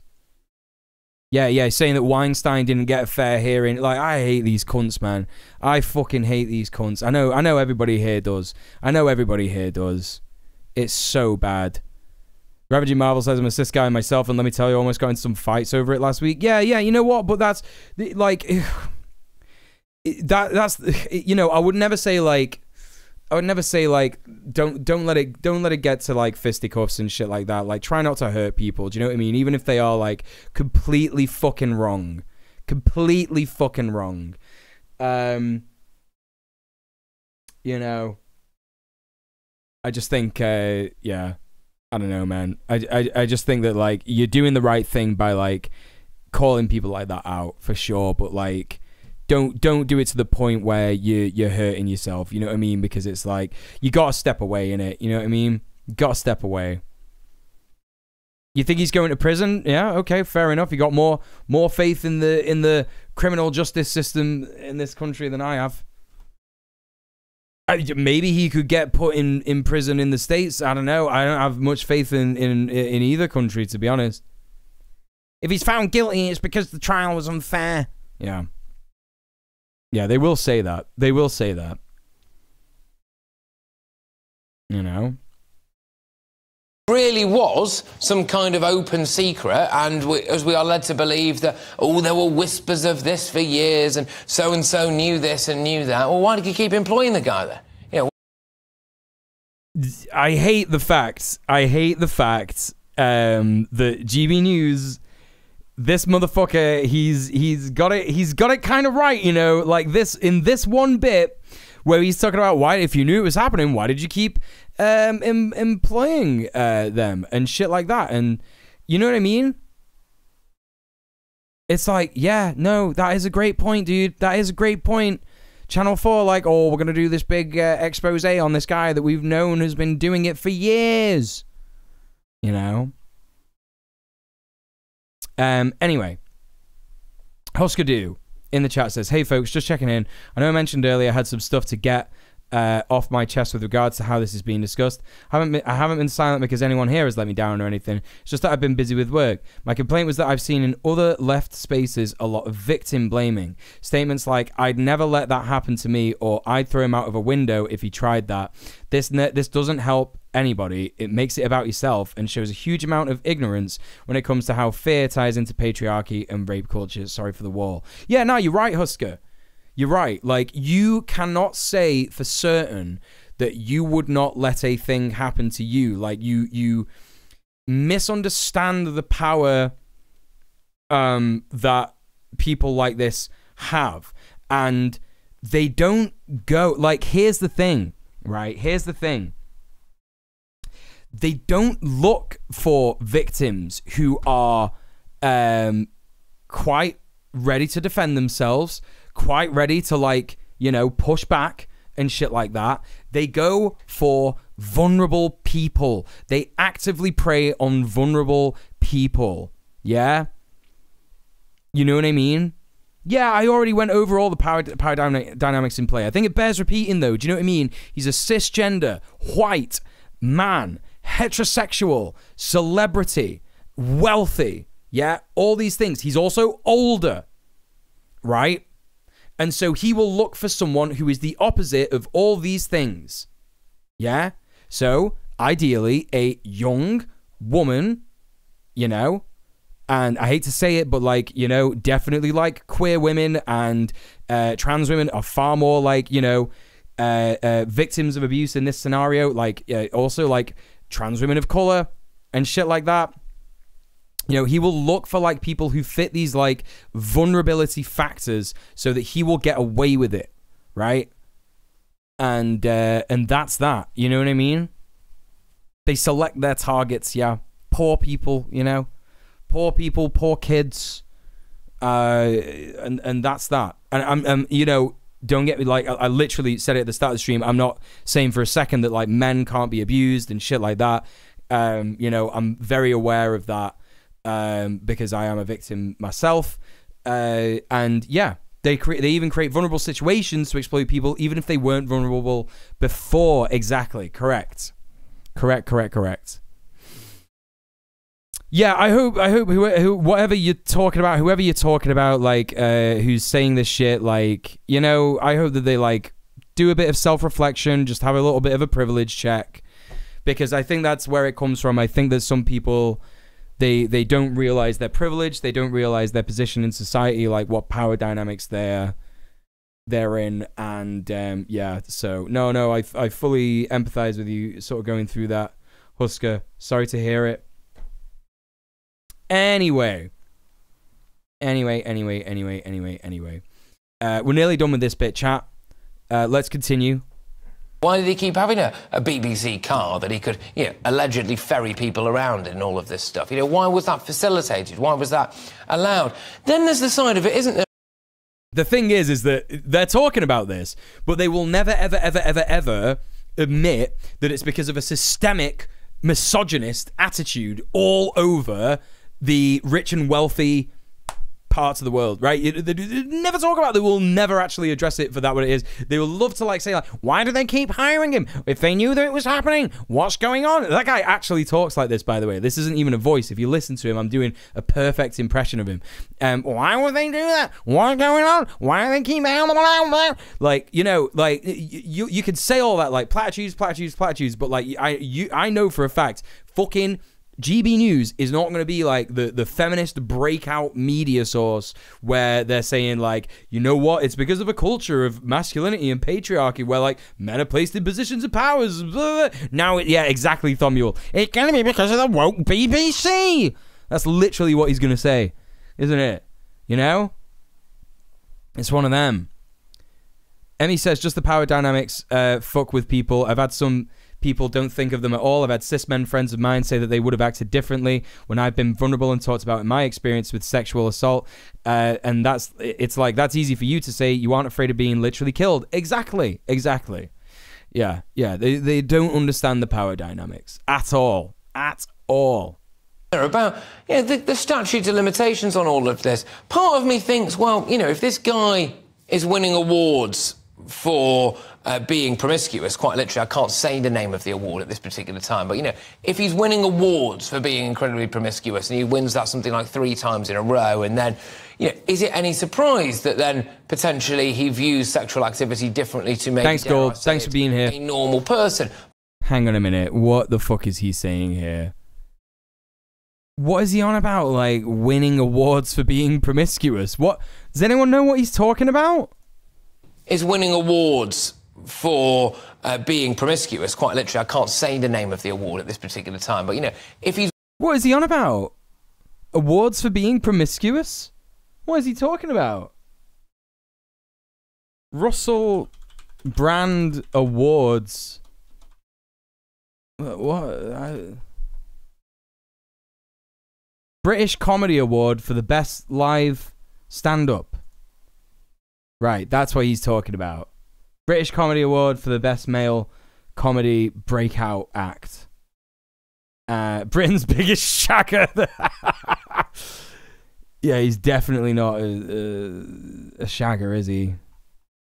The Sun won the Shagger of the Year. Hey, Fizzy Cola Bottles. Wait, what? In The Sun, they gave him an award for Shagger of the Year. Is that actually what they said? No. You can't be...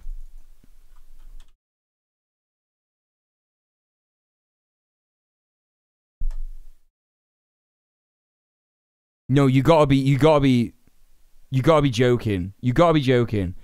Russell Brand proud to win his Shagger of the Year gong. What the fuck? What the fuck are you on about? This is so fucked. I hate The Sun, chat.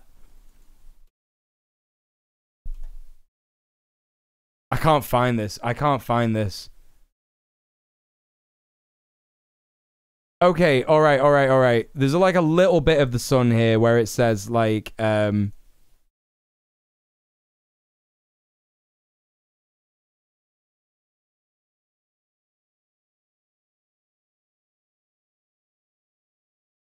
here's our countdown of the famous men who have reportedly bedded the most women. Russell Brand, 1,000. Damn, dude. Russell Brand. Previously, The Sun's Shagger of the Year. Russell comes in 12th. Brand presented the 2006 Enemy Awards at the ceremony. Bob Geldof, who was accepting award from Brand, said at the podium, Russell Brand, what a cunt. Okay, I've got to see that.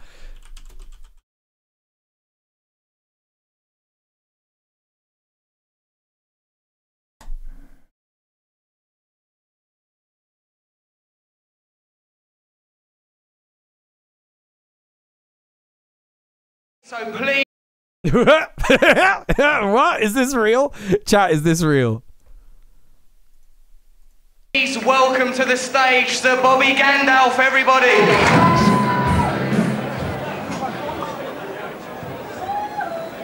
Russell Brand, what a...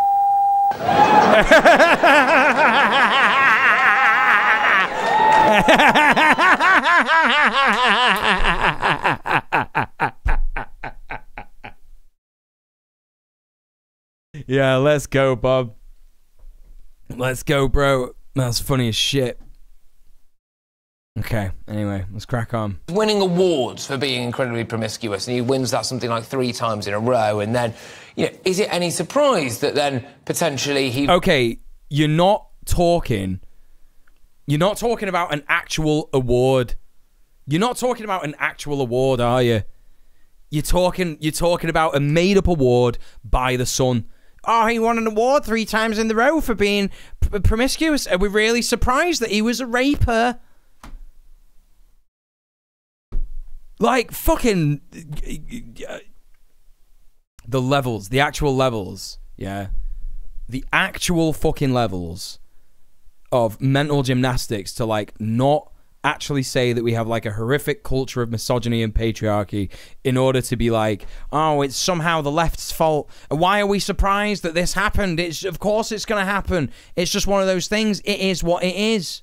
At this particular time, but you know, if he's winning awards for being incredibly promiscuous and he wins that something like 3 times in a row, and then, you know, is it any surprise that then potentially he views sexual activity differently to maybe, dare I say it, a normal person? But then the overarching... Okay, he's kind of dragging him here, which is pretty funny. But like, again, the way in which this is presented is so bad. It's so bad. Point of that is, well, that's still not acceptable, is it? If indeed any of that is true. Get your views coming in, gbviews at gbnews.com. All right, okay. Well, GB News running like a very milquetoast piece on Russell Brand there. I didn't actually expect it to be like, I don't know, like that. I sort of like it has like a lack of fucking criticism in terms of like criticism for the victims. I know they said like alleged victims, but yeah, interesting. Anyway, that's the Russell Brand bit done with. There we go. We're done with that. Chat, listen, you've done really well so far. I'm really proud of you. I am gonna real quick head to the toilet. Make sure you take your meds. Go to the bathroom if you need to. Have a little snack. Stretch your legs. You have a stretch. I don't know. Get off the screen for a bit. What have you? I will be back real soon. Don't go nowhere.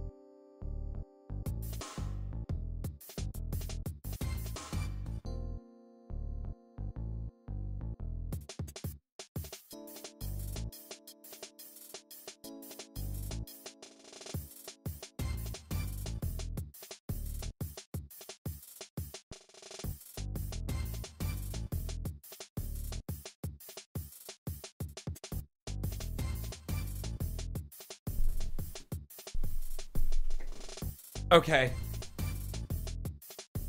I guess it's a story GB News would struggle to report him badly since they can't be fans of the guy. Yeah, but they can be fans of the guy, can't they? Because he's like climate denial fucking conspiracy loser, isn't he?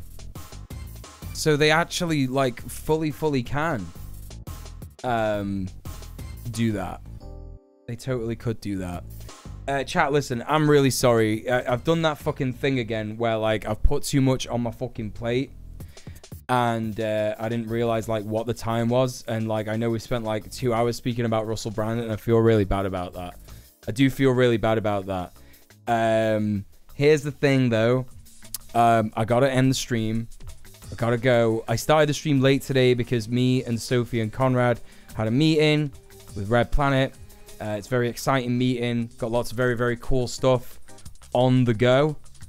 So that's exciting. But MuleBot doing my work for me there. You know, did you know, by the way, that DJ streams full time and his main source of income at the moment? If you like what you're watching, if you've laughed, had fun, or learned something, please consider donating to his PayPal to help him pay his bills, eat, and take himself out on dates. So yeah, please consider donating to the stream. Yeah, it's been like 3 hours. That's enough. That's what I'm saying. Listen, I'll be back earlier tomorrow, chat. Yeah, just because of like the meeting today and Red Planet it ending late last night like it normally does means that, like, yeah, it's you know, unfortunately had to start a bit later today. But yeah, listen, you don't have to, don't worry about it. Don't you worry about it. You don't have to go anywhere, because I am going to take you to see one of my sweet streamer friends. Let's take a look and see who's live, and we'll have a little raid. Thank you for the stream. Thank you for being here. Thank you for all the donos so far today. Really appreciate it. Really appreciate it. Thank you for supporting me. Thank you for being here. Thank you for the subs. Thank you for the follows. Thank you for the what was the other one? I've had a bunch of follows. Had a bunch of donos. Had a sub. A resub. Thank you for being here. Being in the chat. Thank you for lurking. Really appreciate lurkers. The backbone of Twitch, as per usual. Don't forget, if you're watching this... oh my god, what's that? Tasmadar! Thank you so much for the £5. Thank you for subbing off Twitch. Thank you for supporting the stream. Holy shit, chat. Only £270. So we get to that £600 dono goal. That is incredibly cool, incredibly fun, and very gay. So, listen, chat. We're going to go ahead and raid Sean. It's Sean. Sean is playing Elden Ring with someone called Ash. I don't know who Ash is, but they're probably really cool because Sean's really cool. So we're going to go ahead, raid him. Come with me as we show some love to our lefty Twitch streamer friends. Yeah, I think today's been pretty fucking good. I'm pretty happy with, like, the you know, starting early, streaming. I think it's pretty good. I think, like, people are, like, vibing with it, you know? Because most people, like, were getting stressed out, I think. Not getting stressed out, but, like, most people were, like, going to bed when I was streaming a bit later and stuff. And it's like, you know what? Like, yeah, I got to stream earlier, I think. I really got to stream earlier. But anyway, I will be back tomorrow. We'll be checking out that Capitalism is Good, actually, from Sabine Hossender, or whatever her fucking name is, tomorrow. Yeah, if you've been watching this video on the VOD channel, please give us a like, comment, share, subscribe, all that good stuff. I'll see you tomorrow. Thanks so much for being here. Stay excellent to each other. Mwah, peace.